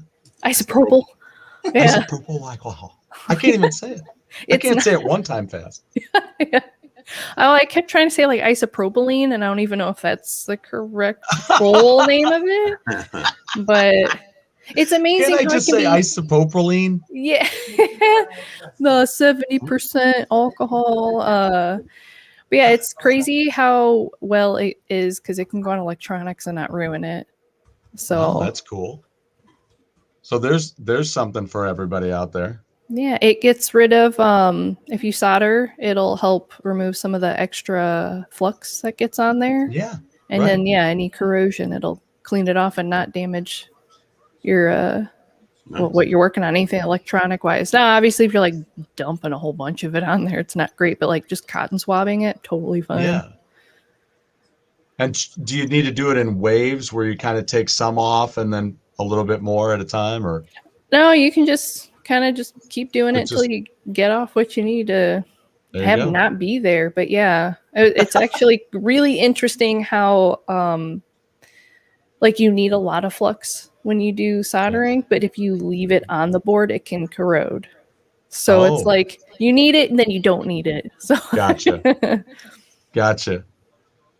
Yeah, the concert venues. I'm looking forward to. I just heard today. This is another one of my stories. I just heard today. And speaking of guests on the Hammer Away show, I just a couple weeks ago had my friend Kevin B. Klein out of Michigan was on the show, and he just messaged me today, telling me that he's going to be playing a biker rally over in the Lake of the Ozarks. And so he asked me if I wanted to play bass. that's cool. So I'm going to go, and I think I'm going to do that in September. And then that's 2 days in September. And the following day I have to be in my hometown to do a DJ gig. So Christine and I were talking about how we're going to be driving around. I go, that's the rock and roll life. We'll be on tour.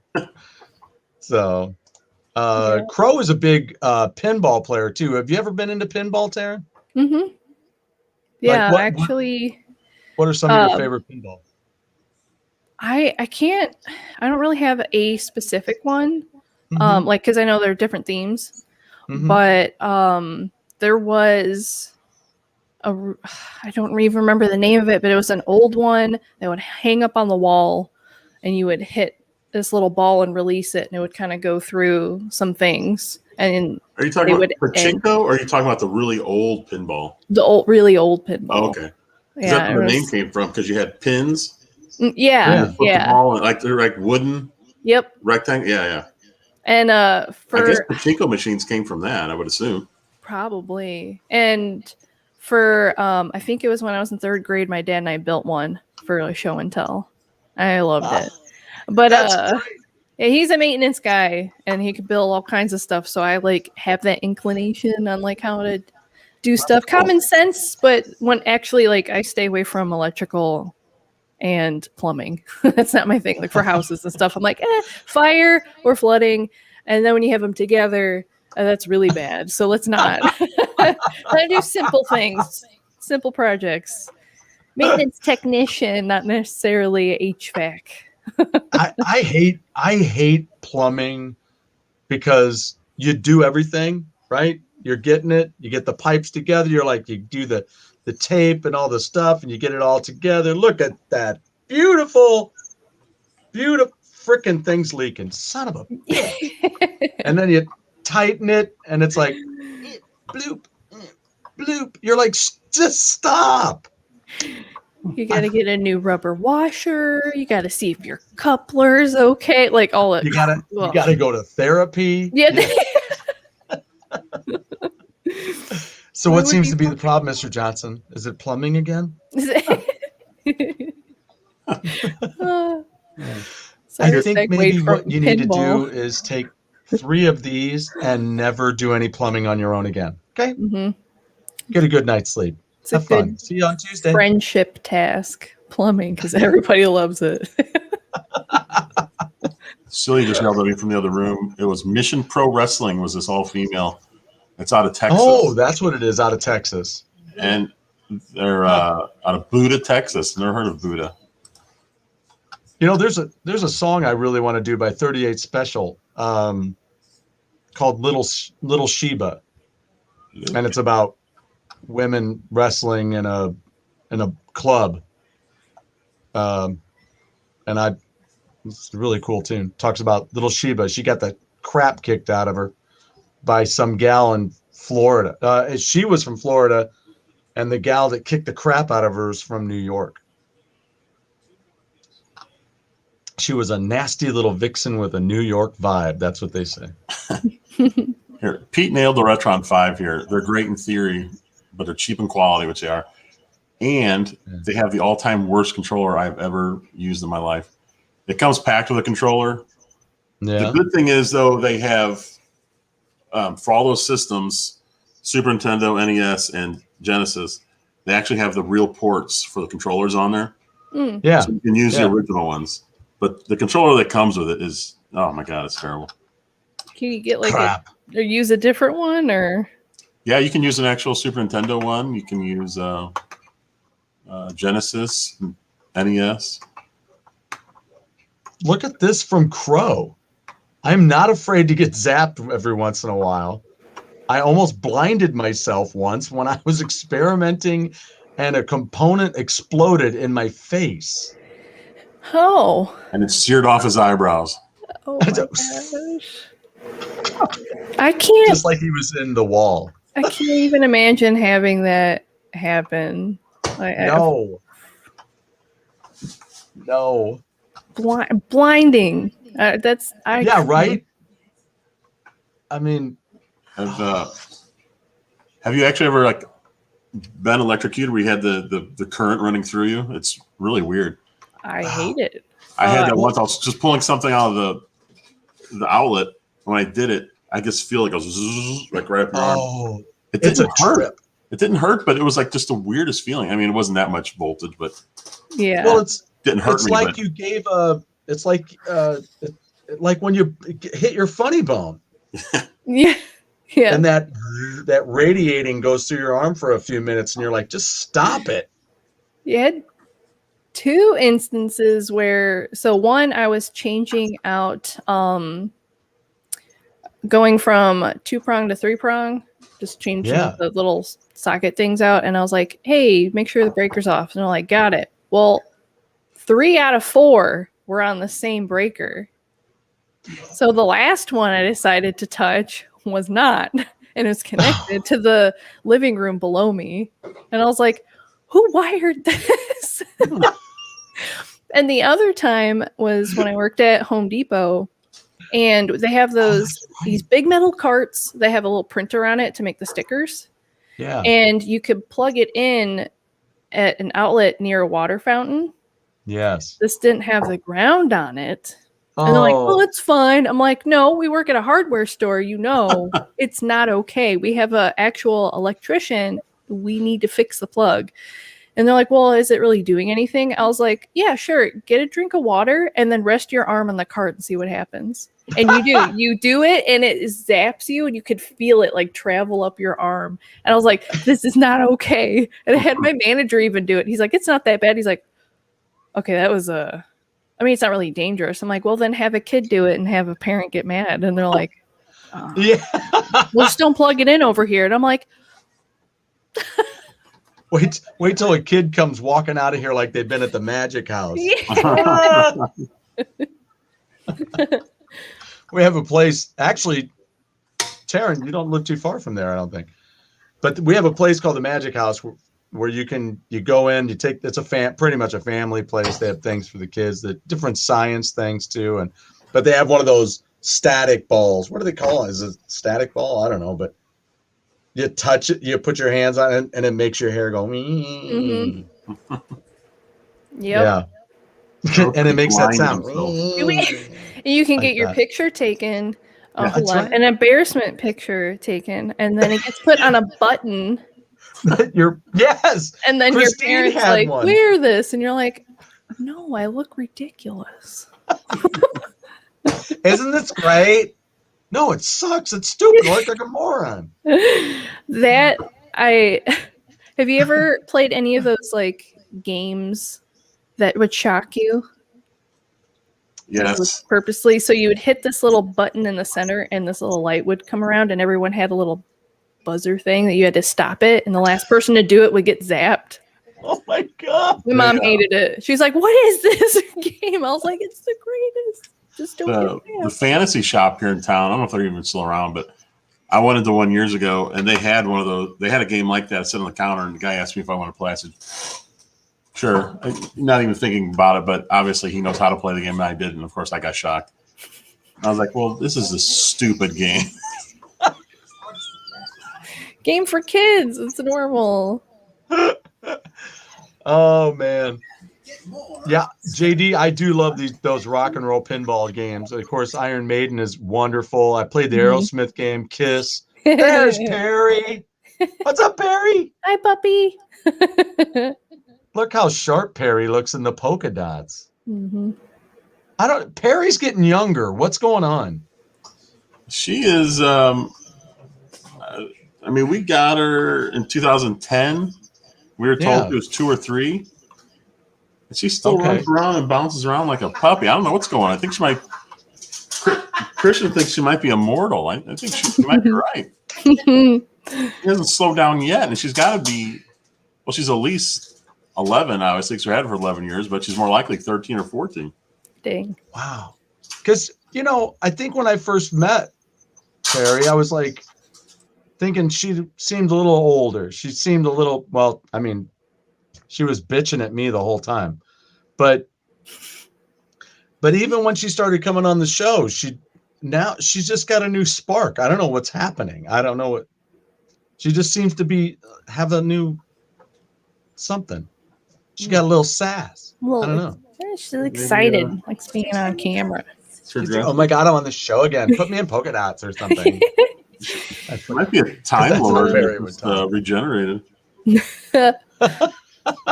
Something about the shows like Cocoon.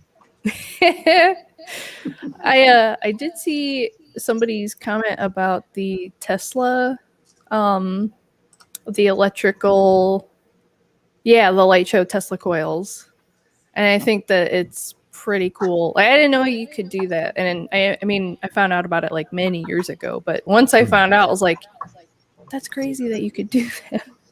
Yeah. There was a movie called Only Lovers.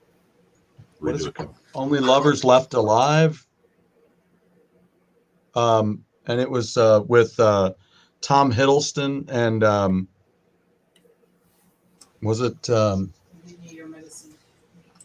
oh shoot. Who's the gal that was in Doctor Strange and she was in the Avengers?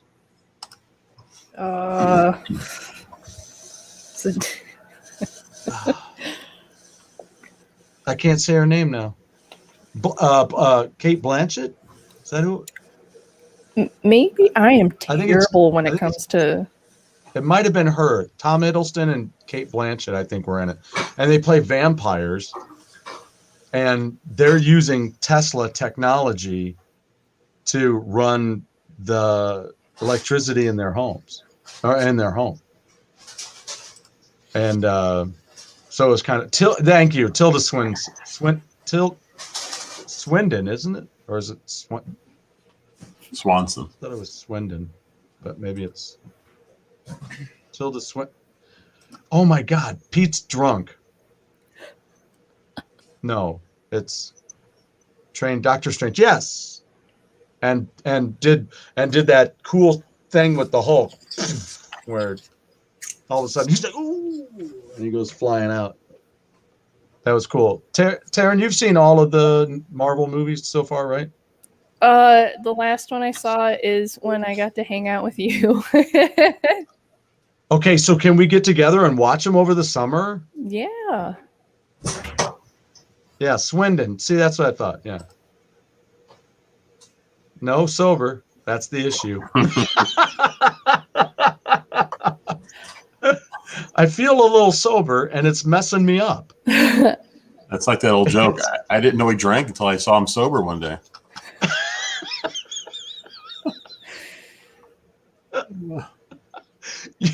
You can't spell, and you're a little boring. What's going on? No. Swinton. Wow. Okay, just pick one. Whichever one you want.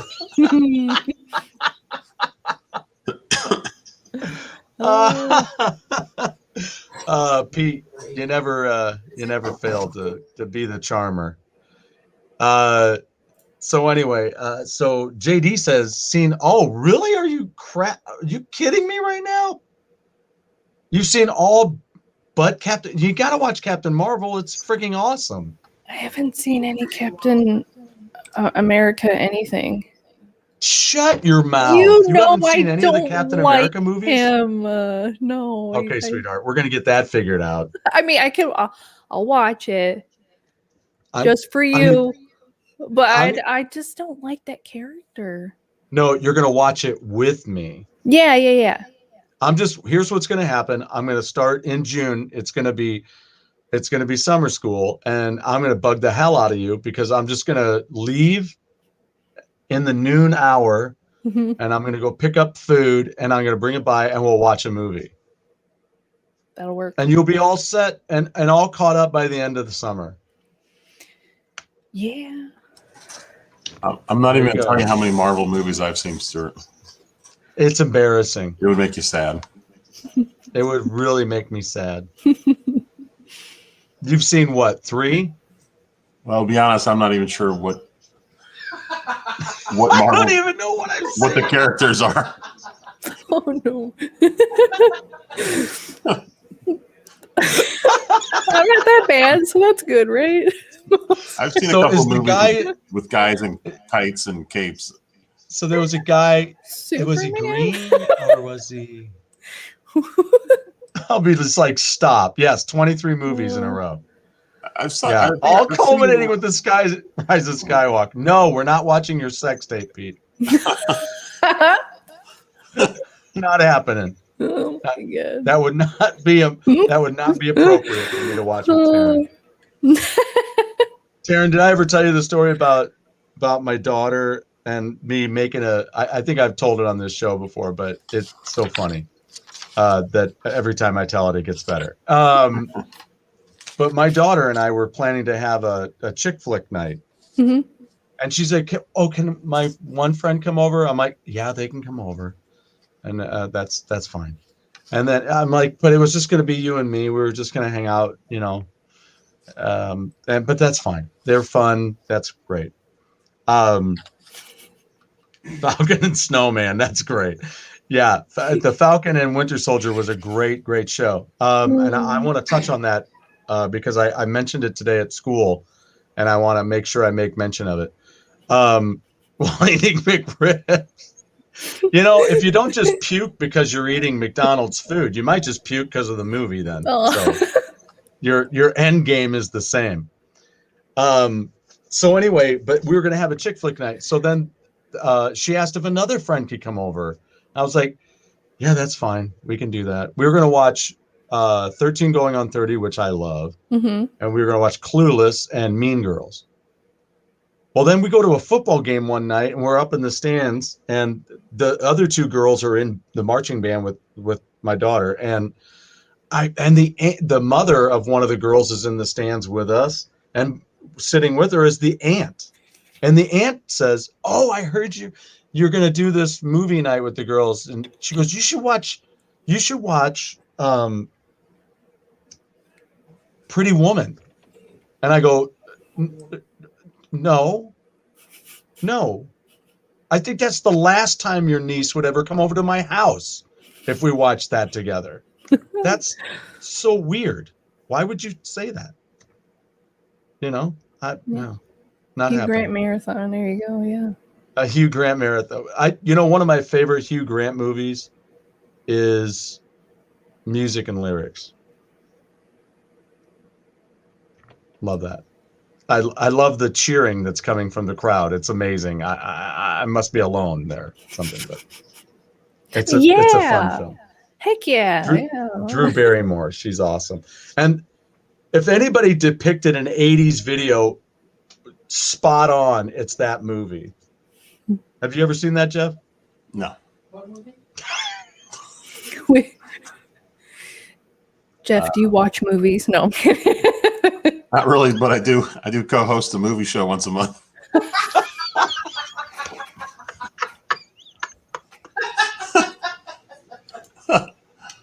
It's a lot of fun. You should stop by.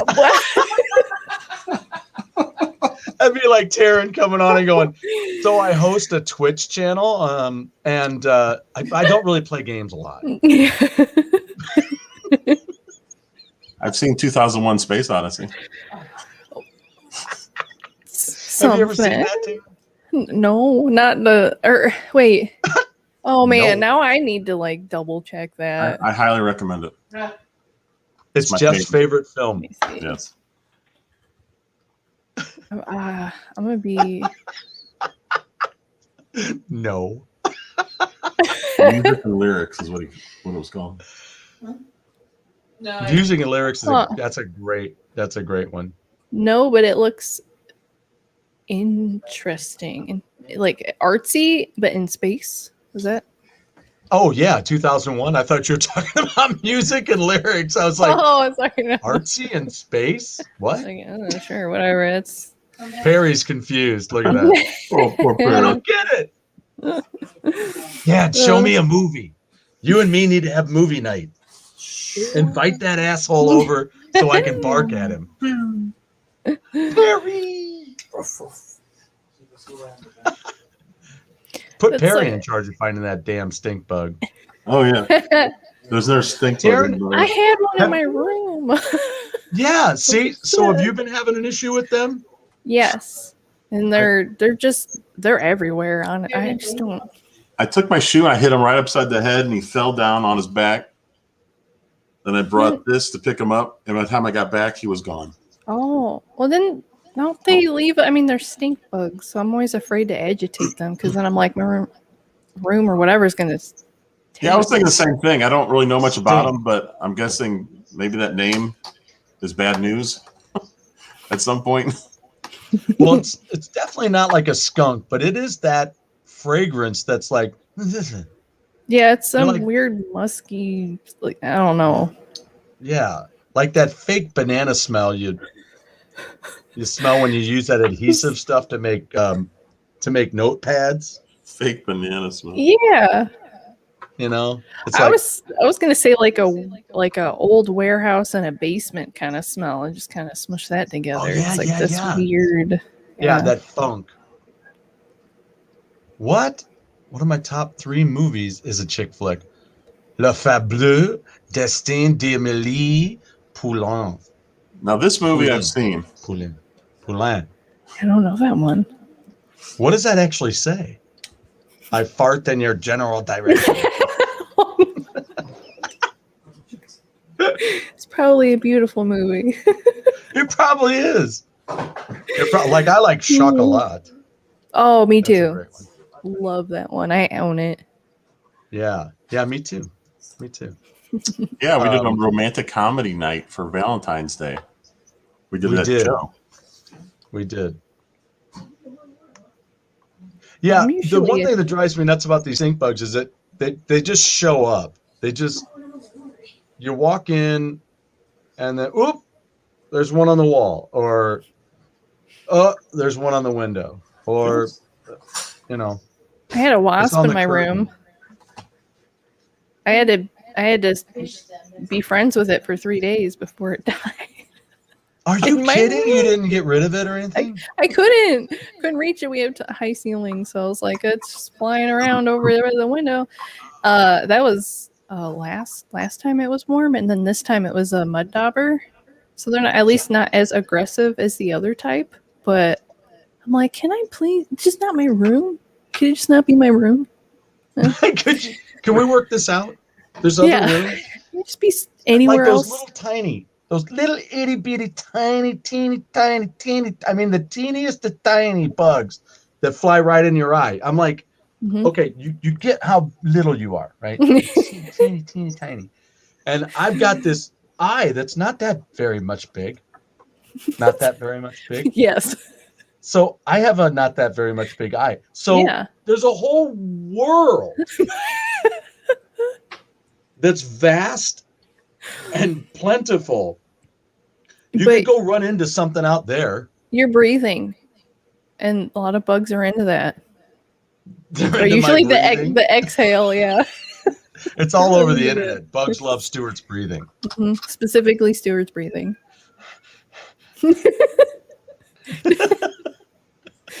They love what's the word I'm looking for? What obscene phone calls. They love obscene phone calls.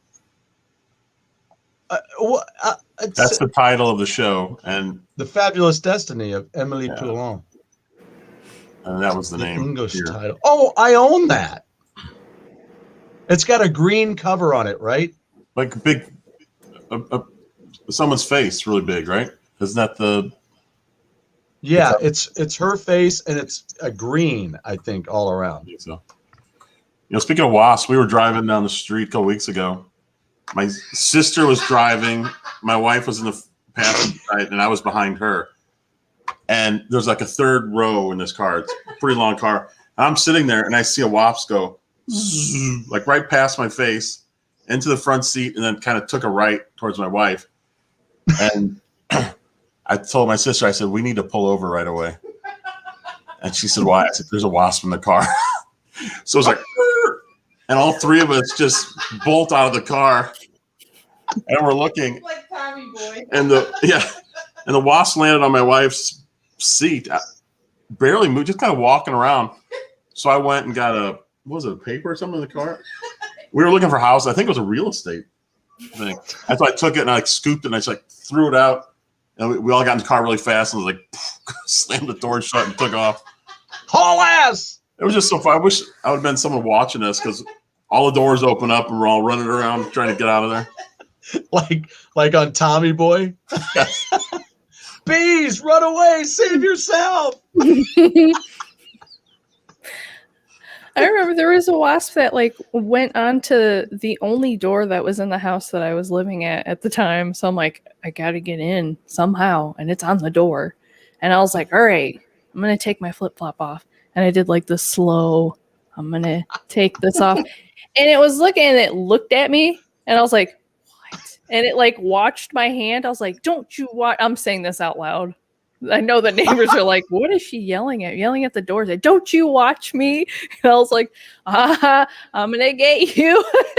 And it flew away. And I was like, screw this. And I just went inside the house. I was like, that sucked. Oh, I hate I hate wasps and all of that, the things that just hover. Mm-hmm. They're like, hey, yeah. Yeah. Hey, And they're just gross because their body just kind of like dangles like this, It's just weird. They look dead when they're flying. Mm-hmm. My They're dogs like are zombie worse. bugs. Yeah, their back legs are really long, and then like their Ugh. I don't. It's not their thorax, whatever. I don't know bugs, but like they have their body, and then this long. It looks like a stick, and then they have the little stinger thing at the end. And I'm like, what are you? And why do you look like that? Yeah, what's with that little connection piece? You're like, dude, you're gonna lose your ass. It's so thin. It looks like it could just like snap at any second. The wind blows. It's like. Yeah, I mean the way the good Lord put things together. Sometimes I'm just like, Yep. how'd you? Okay, so you're gonna. Okay, really? You're gonna. And that and our knees. They're like the worst construction. Like you look at it and you're like, but why? And how does that keep us up? And no wonder we have problems. This is terrible. Somebody did do a like a written comedy piece about when the creation and animals and like when the snake was created. It's like So wait, I don't have any arms or legs. How do I move? And God's like, oh, I don't know. You just Yeah. it's like, what do I do with that? What if they moved more like an inchworm or something? Wouldn't that be weirder? Oh, that. Yeah. If it was a snake that moved like Could you that, imagine? like, How do stop I it. get around? I have to what? You know how dorky that looks? That's an inchworm. Yeah. That's sorry, man. That's what you get. Blake said, "You know, it's a good story when Mrs. Go laughs before the punchline." I love it. So there You was know this what's time. coming. There was a wasp in the car. It was on her too. You go back because I went into the first door. You're like, no, that's my seat. How about those bad times where you just swipe something away and it goes on to somebody else, or Oh, we were somebody driving. moves when you decide where you're going to sneeze, and then they move right in front. You're like, ah! We were on a road trip, and I had the window down like this much, and I'm going, and something comes through that little crack, hits me right in the face, and it hurt. I was like, damn it. I was like, I said, a pebble just hit me in the face. How is that even possible just through this? And then I looked down, and there's a dead wasp on my leg. It was Oh a my wasp God. that came flying through, hit me in the face, died on impact, and then hit the ground or hit my leg. You're so kick ass. Now, did it sting you No, it didn't upon sting me. impact? Well, thank goodness. 'Cause It just- that would be I'm going in hot. I mean, it hit so hard, it really did feel like a rock. Your beard So, pierced it. oh, what a way to die. yeah. All I can see is his two buddies off to the side going, "Damn, he made it." Yeah, I don't think he made it. Nice. He did He it. he made the crack, but man, did you see that impact? Dude, could you imagine the slow-mo of that and your flesh doing a little ripple going back? Lance a kamikaze. Yeah. I was thinking the same thing. It's like, was he trying to kill me? I mean, what was he doing? That's I wonder what if he had a squirrels do. ceremonial sake toast before he did that. God, that was the weirdest thing. I was driving in Utah, and would you know, there's a lot of frogs during certain years all over the road. Okay, just everywhere, In jumping Utah. into the road. And I was like, why is this? You can't not hit them because they were Totally. riddled all over the road. I was just Oh like, my God. why are they here? It's like deer, but worse because they don't freeze. They're like, they do the squirrel thing where they're like, I see you, and they like go in front of you. And you're like, why? Why would you do that? If frogs, I don't know how many we killed, but it was way too many. And I was like, I feel terrible. I can hear them hitting the car and the tires. There's nothing I can do. I think to get myself through, all I would do is think, I'm eating for months. Frog legs for months. We're driving on gravel and the music's going up. Like, We're driving on gravel. so bad. That's not A real life frogger story. Yeah. And the many, many deaths that happened. that's Yeah. like Yeah. the worst Lance, game that was glitch awesome. ever. Yeah. So I was playing Frogger last night and there was a big glitch. Just all of a sudden there's just frogs all over the road. I killed more than Kermit. There were so many. There's just so many. What's the little frog's name? It's not Kermit. What's the little one? Isn't it Robin? Yeah, Robin. Yeah. I Oh. think that's right. Yeah, Did they he's do there that too. because of Batman and Robin? I don't know. Kermit and Robin. Hmm. And there, speaking of frogs, we were driving at night. Again, it was a road trip, and something hit the windshield, and it stuck. And I went and looked. I was like, "What is that?" And it was a little outline of a frog, like this, stuck to the windshield. And then it started going like this, and it just flew off. I'm Oh like, man. holy shit! The thing slammed right into the windshield, got stuck, but it's just like this. And he flew. He just flew away. Look, just like in the cartoon. I've told this story before, but it's so hilarious. I guess it's so perfect. I'd say it again. We were driving around, and I was trying, and a turtle came out, and I didn't see him till the last minute, so I swerved to miss him. But the right tire clipped the turtle, and it's such a perfect spot that he flew off into the forest, but he was spinning like this as fast as possible and just shot out. He just shot right through, and it was the craziest thing ever. I mean, the timing had to be perfect to clip it just right to get spinning and woo. You could just see him going, "Look, guys, I'm Ghidra." Woo! I did it. This is a semi-embarrassing story. Driving, and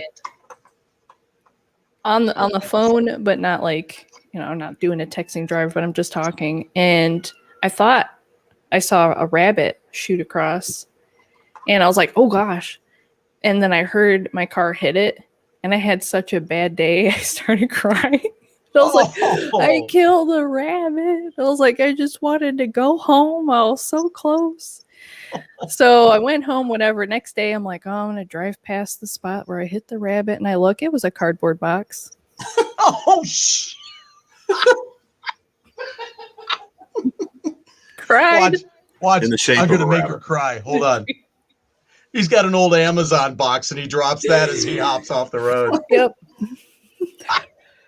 I swear, because of how it moved, I was like, there had to be a rabbit. Like, just instant, like, that's what it was. Nope.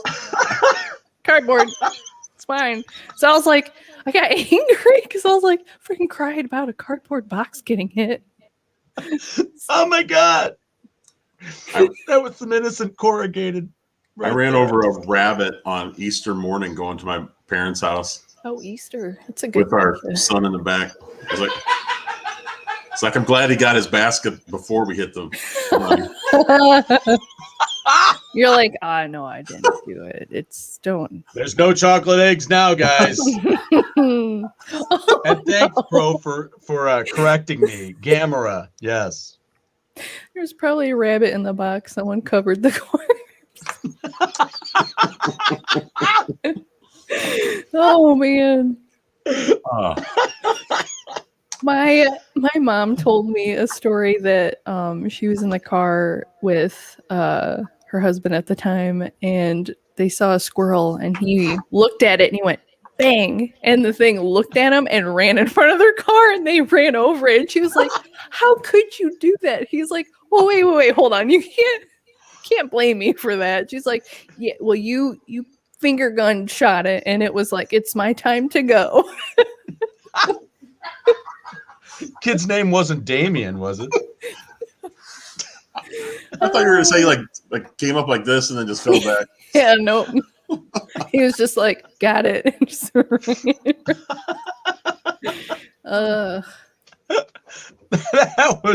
That was brutal there. That one was I'm picturing if you went back the next day and instead of a cardboard box, it was a magician's hat all flat. That would have. And Taryn, this one from Pete goes back to Jeff ordering the complete WKRP series and not getting it for months. And in the meantime, I ordered the same time as Lance. Lance, got, what, 2 weeks? Yeah, they had theirs. I was a month in, still didn't have it, so I called the guy, and he goes, "Oh, it was delivered. It was delivered to a different address." I'm like, "How's that even possible? I only have one address." But he was really nice. He sent it back out, and I had it in like a week after that. But I don't know. Oh, speaking of that, I forgot to tell. Oh, I don't think we didn't have a show. I guess. Well, last week we did the movie night, so I didn't get to tell it. Right. But speaking of wrong addresses, so I had a Switch game coming from Best Buy, and we were out, and it says it was delivered. So we got home, and I was like, "Where is it? It's not here." So I look it up, and they delivered it to the wrong address. I'm like, "Son of a gun!" So I had to call them, and then what was the other thing? Oh, and then that night I ordered Instacart to come bring some groceries. Yeah. And again, I got a thing text saying your groceries are here. I open the door, there's nothing there. And so I looked at the phone because I always take a picture, Yeah. Yeah. and it wasn't my welcome mat; it was someone else's. I'm like, oh my god, how would you get this wrong? It's So just then one letter. I had to call them. They called the person, and they said, "Oh yeah, she delivered it to the wrong apartment." And I'm like, she Gonna go look for it. she goes, "We're gonna go look for it." I'm like, "Look for it? Look. How about just go get me the groceries? Like, go rebuy them and bring them to me. Because I don't even know where these things are." I even said, I don't know who's been manhandling my groceries.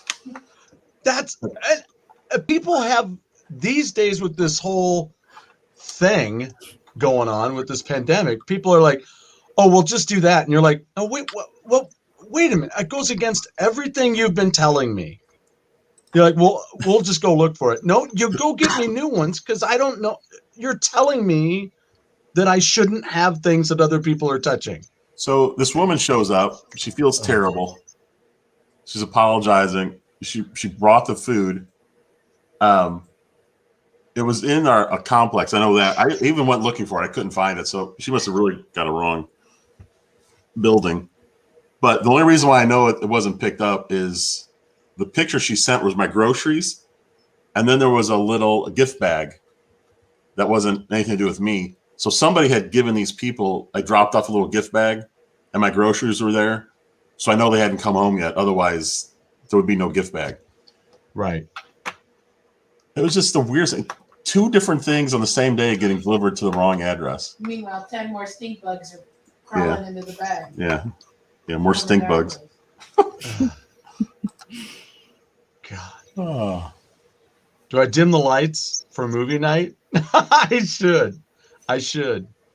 I'm excited about this summer. You know, we'll be doing updates on this. Doing this Marvel run. Me and Taryn. Yeah, I can't wait. Yeah.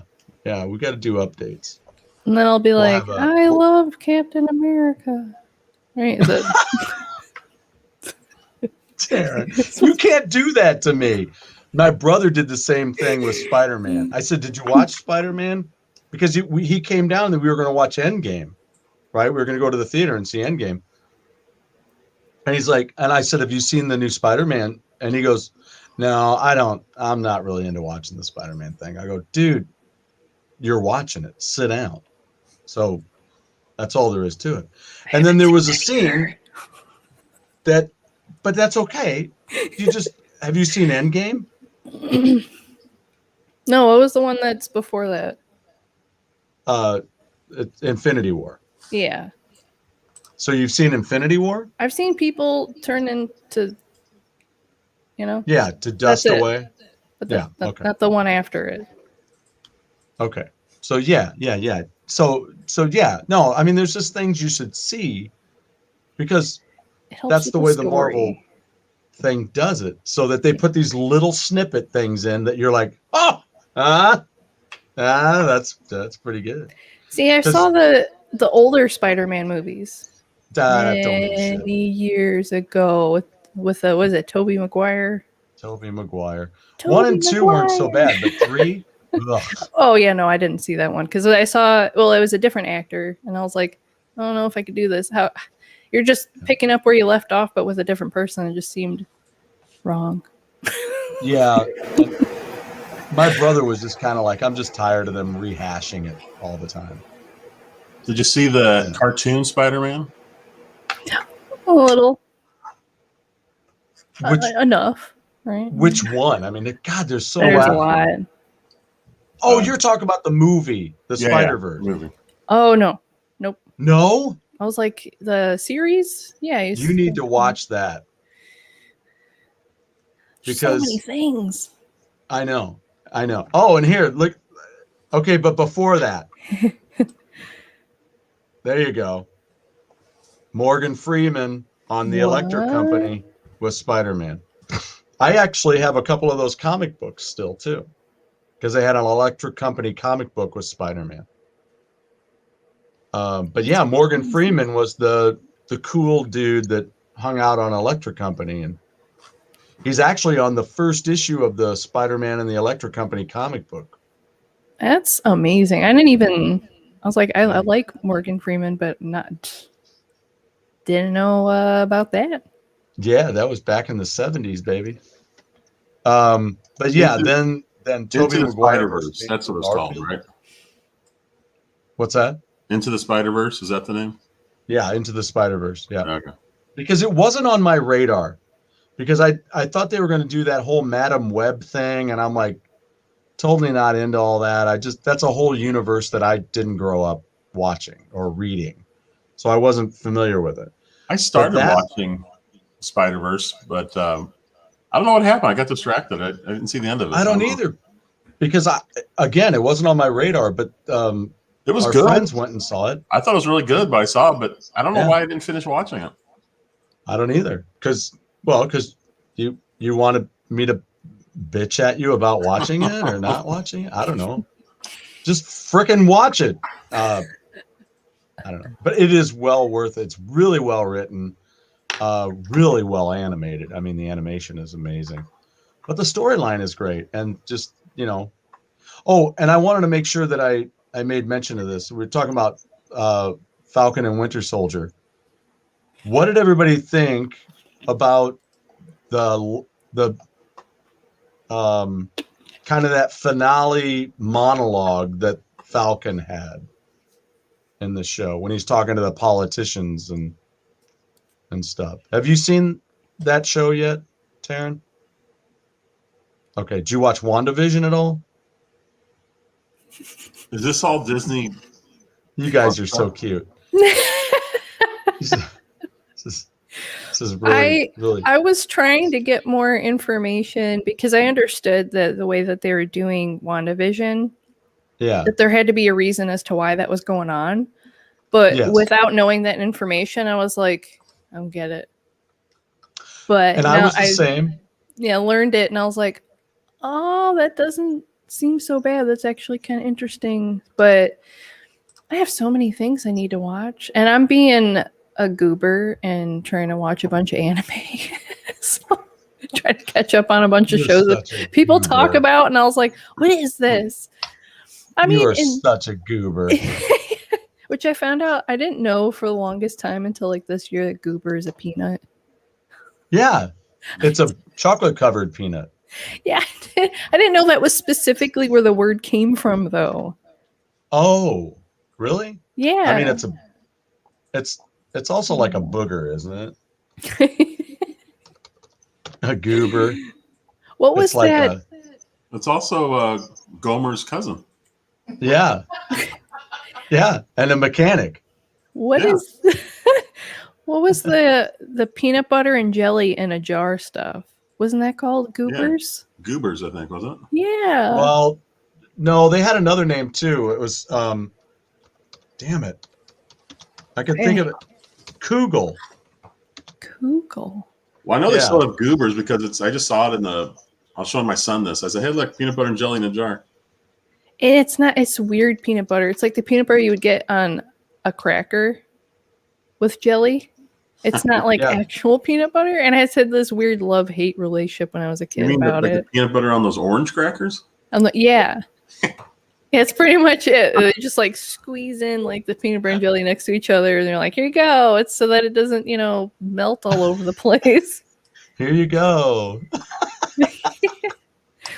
It's a consistency. Or like those PB&J Uncrustables or whatever. They don't have a crust and they're like pinch pot around.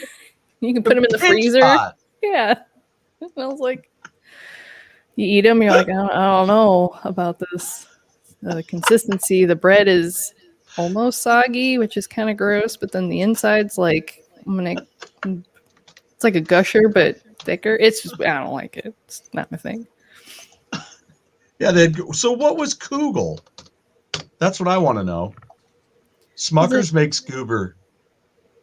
Yeah. But I don't, what? They just call it Goober. I don't know. That's just weird. Yeah. I wouldn't eat Goober. It just sounds gross. It sounds gross. Oh, Crow JoJo is the best. JoJo Bizarro. I think that's son's favorite anime too. He loves JoJo's Bizarre Adventure. So I tried. I've gotten pretty far in the series, and I'm just. It's supposed to be weird. I get it, but there's some things where I'm just like, why?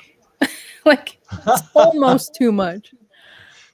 And so I get it. There's an aesthetic to it, but it's like I can't list it as like a favorite. I like some older ones, Trigun and Cowboy Bebop. Cowboy Bebop, yeah. What is it? Seven Deadly Sins? Is that what one of them is? I like Seven Deadly Sins as well, and Fairy Tale. We used to do anime Saturdays at home when my oldest son was really young. I'm sorry. Pete, you're close. Change the U to an E, then and get rid of the last E. Or how does it? I swear it's peanut butter. I know it's gotta be. I was trying to think of something that was like Goobers, but he called it. What'd you call it? Kugel. Kugel. Pete said that's a lady's abdominal exercises. That's what I was thinking too, though. That's so terrible. There. See? It's right here. Kugel. Kugel. Kugel was a peanut butter spread, so it's not a jelly thing too. It's just a peanut butter spread. Marketed by Kraft, first released in the USA in 1971. This sweetened peanut butter came in 4 different flavors: chocolate, cinnamon. I remember cinnamon. Banana and vanilla. I remember the cinnamon one. It had a very unique and smooth texture, which didn't stick to your mouth. Possibly due to a higher concentration of oil. Yeah, that's perfect. Mm. Hey, kids, you want pimples at 3? If you spell it wrong, which I'm pretty sure that's exactly what I did, Kugel, and it's a baked pudding or casserole. Oh. Made commonly from egg noodles or potato. Yuck. Baked pudding with potatoes or egg noodles. That doesn't sound right. It's supposed to be like a Jewish dish, but I don't know if I could do that. Keegler elves.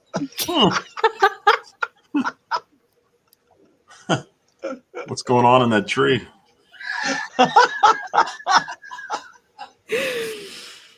There's a story arc in JoJo that takes place in the 1880s where there's a cross-country race, but everyone is secretly hunting down the corpse parts of Jesus Christ because they give people powers. Oh my gosh.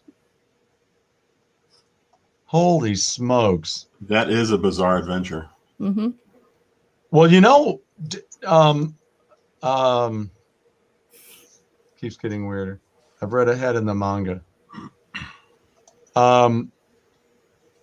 What about anime? Dumb question. Was Speed Racer considered? I would say yes. I think so. Speed Racer and Astro Boy. Mm-hmm. Yeah. I love Speed Racer. Yeah, definitely. And Jeff and I just recently bought it. Why? Because the whole series was on Blu-ray for $15. Oh, that's not bad. Tremendous. Yeah, I think also if you're trying to get the definition of anime, that's where it gets tricky. Because I know people are like, oh, it has to be not made in the US for it to be actual anime. But I'm like, if you're doing the style, which is more so what it was about, I still think that there's quite a few that are considered that. But unfortunately, a lot of us Americans have a lot of cartoons versus like saying, oh, it's anime and this is a cartoon. If it's made in the States, it's pronounced anime. Oh, no. Do you ever watch the anime? Let me like get out. I've seen some of that anime. Like, don't talk to me. It's interesting. A9. Yeah. But have you ever seen La Chevalière d'Eon? You ever heard of it? Is that French? Wasn't that movie that Is that French? Why does that sound sexy? Chevalière d'Eon. I don't know it is French bread, French fries, French toast, and It takes place during the French Revolution, but there's a supernatural side to it, Oh. and a kind of a cultish side to it, with zombies, and deals with death and zombies, and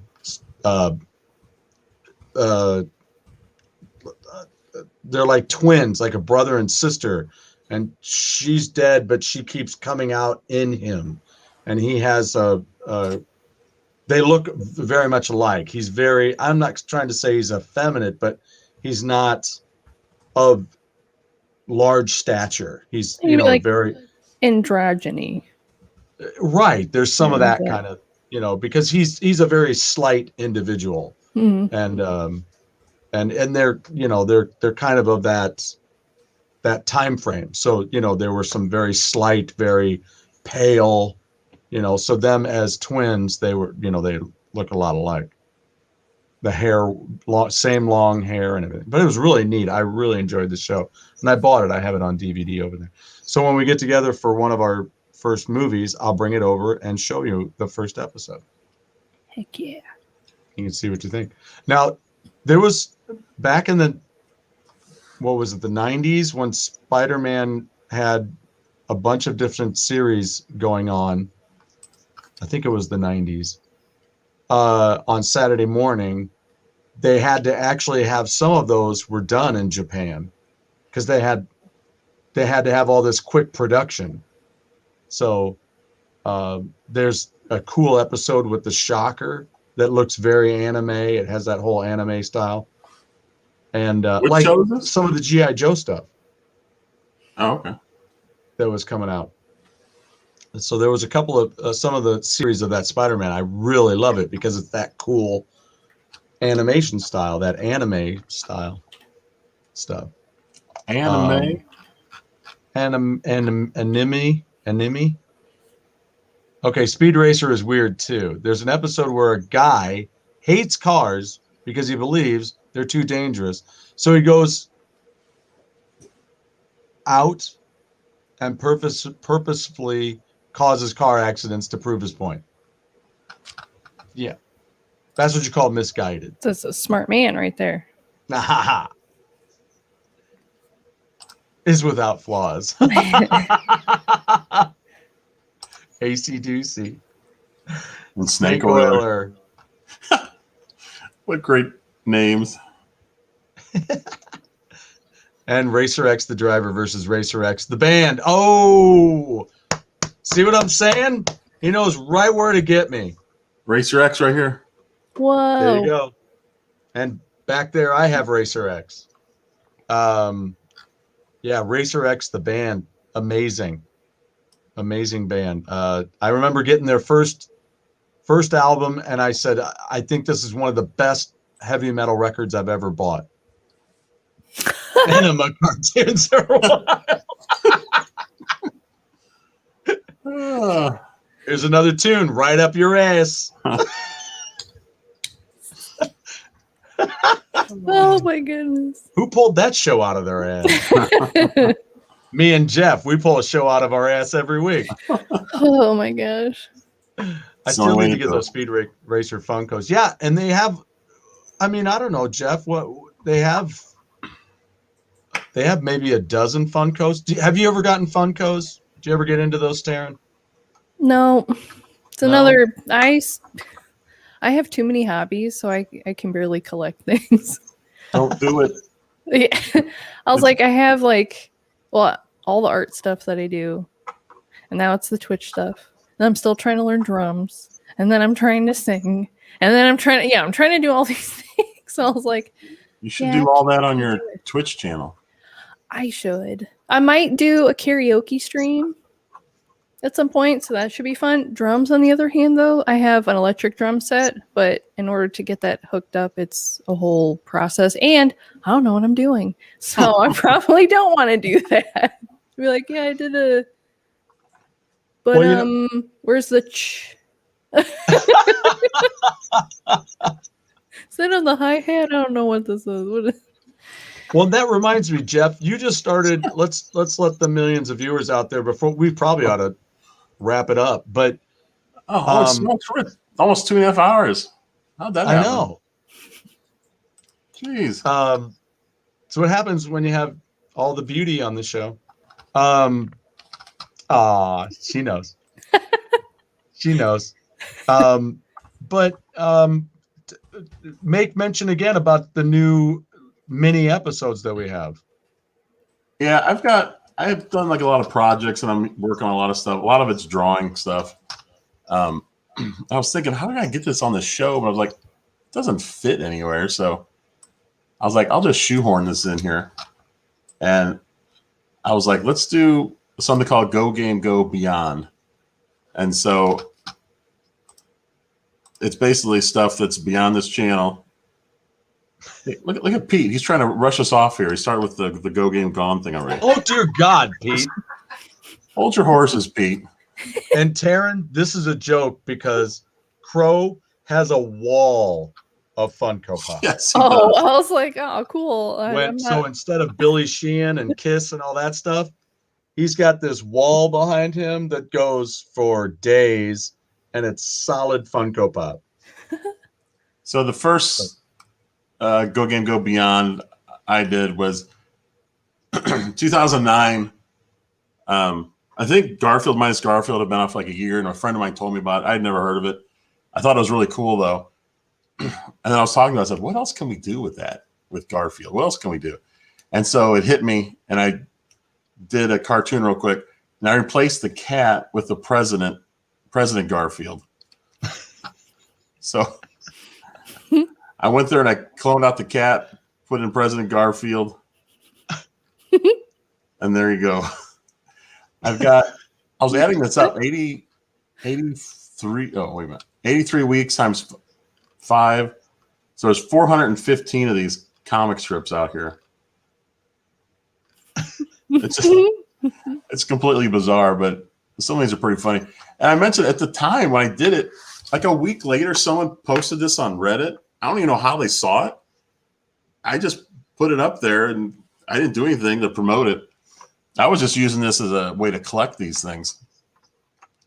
And it got like 12,000 upvotes that weekend. And New York Times and Washington Post both have these little comic strip sections. And they both mentioned it. So that got another boost. And then USA Today mentioned it in their pop culture thing. So it's kind of funny. It took off. And then I stopped doing it, and I came back like several years later in 2016. I did, I don't know, 2, 3, 4 more weeks worth, and I'll probably do it again pretty soon to add to it. But I was just searching for the name, and I found some guy's website. He was mentioning this website, and he said the website's down, and he said whoever built this did it in a way where you can't really go back into the archives and grab the strips. So he spent, I don't know how much time going around different websites trying to find different strips that have been posted. And he was collecting them all, and he put it on a website so people could see it because it was down. And I was like, wow, man, this guy really was, he really enjoyed it. He was going out there looking for everything. Holy that crap. was pretty funny, but he probably doesn't even know it's back up because it was down for some weird glitch. It just went down. I tried getting it back. I called the host, and they couldn't figure it out. And a few years later, I think it was last year I called, and somebody finally helped me out and everything was back as it was. I didn't lose anything, which is kind of cool. That's awesome. Yeah. But that's the kind of stuff we'll do. Stuff that has nothing to do with the channel. But it has everything to do with why we're so weird. Yeah. On our channel. I've got a list of like 10 more things here. So I'll try and do one like a month. Every month I'll try to do something. Yeah, and then Stuart's got a bunch of stuff. Yeah. So it'll just be something fun. Yeah, either people I've met, things that I've been into, and those crazy random happenstances, that happen. So I'm looking at one right now on the wall. I'm looking at another one down here, and some are probably going to be music related, but they'll be worthy of that small little thing. So Hey, Karen, what was your Twitch channel again? So we can tell everyone. It is I'll so put a I'm fresh doing one up. the whole because it's the whole thing. It's Oh, yeah. BatGlitchCrazy. After the backslash, yeah. There we go. Yeah. And you stream mostly what kind of games? PC? Yeah. I want to do some like Halo and Doom someday, but I need to make sure my PC can handle it. If not, Bitcoin's been screwing up getting graphic cards, unfortunately. But so at the moment, it's in the genre of like some indie games and more of the like 2D kind. So Castle Crashers, Battleplex Theater, Don't Starve Together, Night in the Woods, and Hollow Knight are the main ones I've been doing. Those are all good games. Wow. Fun, All right. fun. Well, thank you for coming on the show thanks so tonight. much. I Yeah. hope everybody's enjoyed having Taryn here. I would love to have you come back because, yeah. I mean, you and I will be doing updates through the summer with our movie watching, and I really mean that too, by the way. So we'll be doing that, and we'll have updates, and we'll be eager to see how the numbers are going up. I would be more than happy to give an update, on our show. I'd love to have a Taryn update and keep watching your numbers and keep watching them go up and helping you get your numbers up too. Thanks. So, oh my God, JD, are you kidding me? You have Rush Funko Pops? Son of a monkey. And yes, that was a Better Off Dead reference earlier. Yes. French toast. So anyway, it's been a great show. Where is Pete going right now? There he is. Okay, so we got to go. We got a game. We're just waiting for a gone, and then we're out of Waiting here. for the gone. And Awesome. yes, thanks, Lance. Thanks, everybody. It's been wonderful. Yeah, brilliant. thanks everyone. It was a lot of fun tonight. We over 2.5 hours. Didn't even notice. It's like your favorite watching 2001: Space Odyssey. I could go 2.5 more hours, just like the movie. All right, there we go. Go game gone. We got a go game gone. Thanks, Taryn. Thanks everyone for watching. Thanks. We will see you. Hang tight. We'll see you backstage.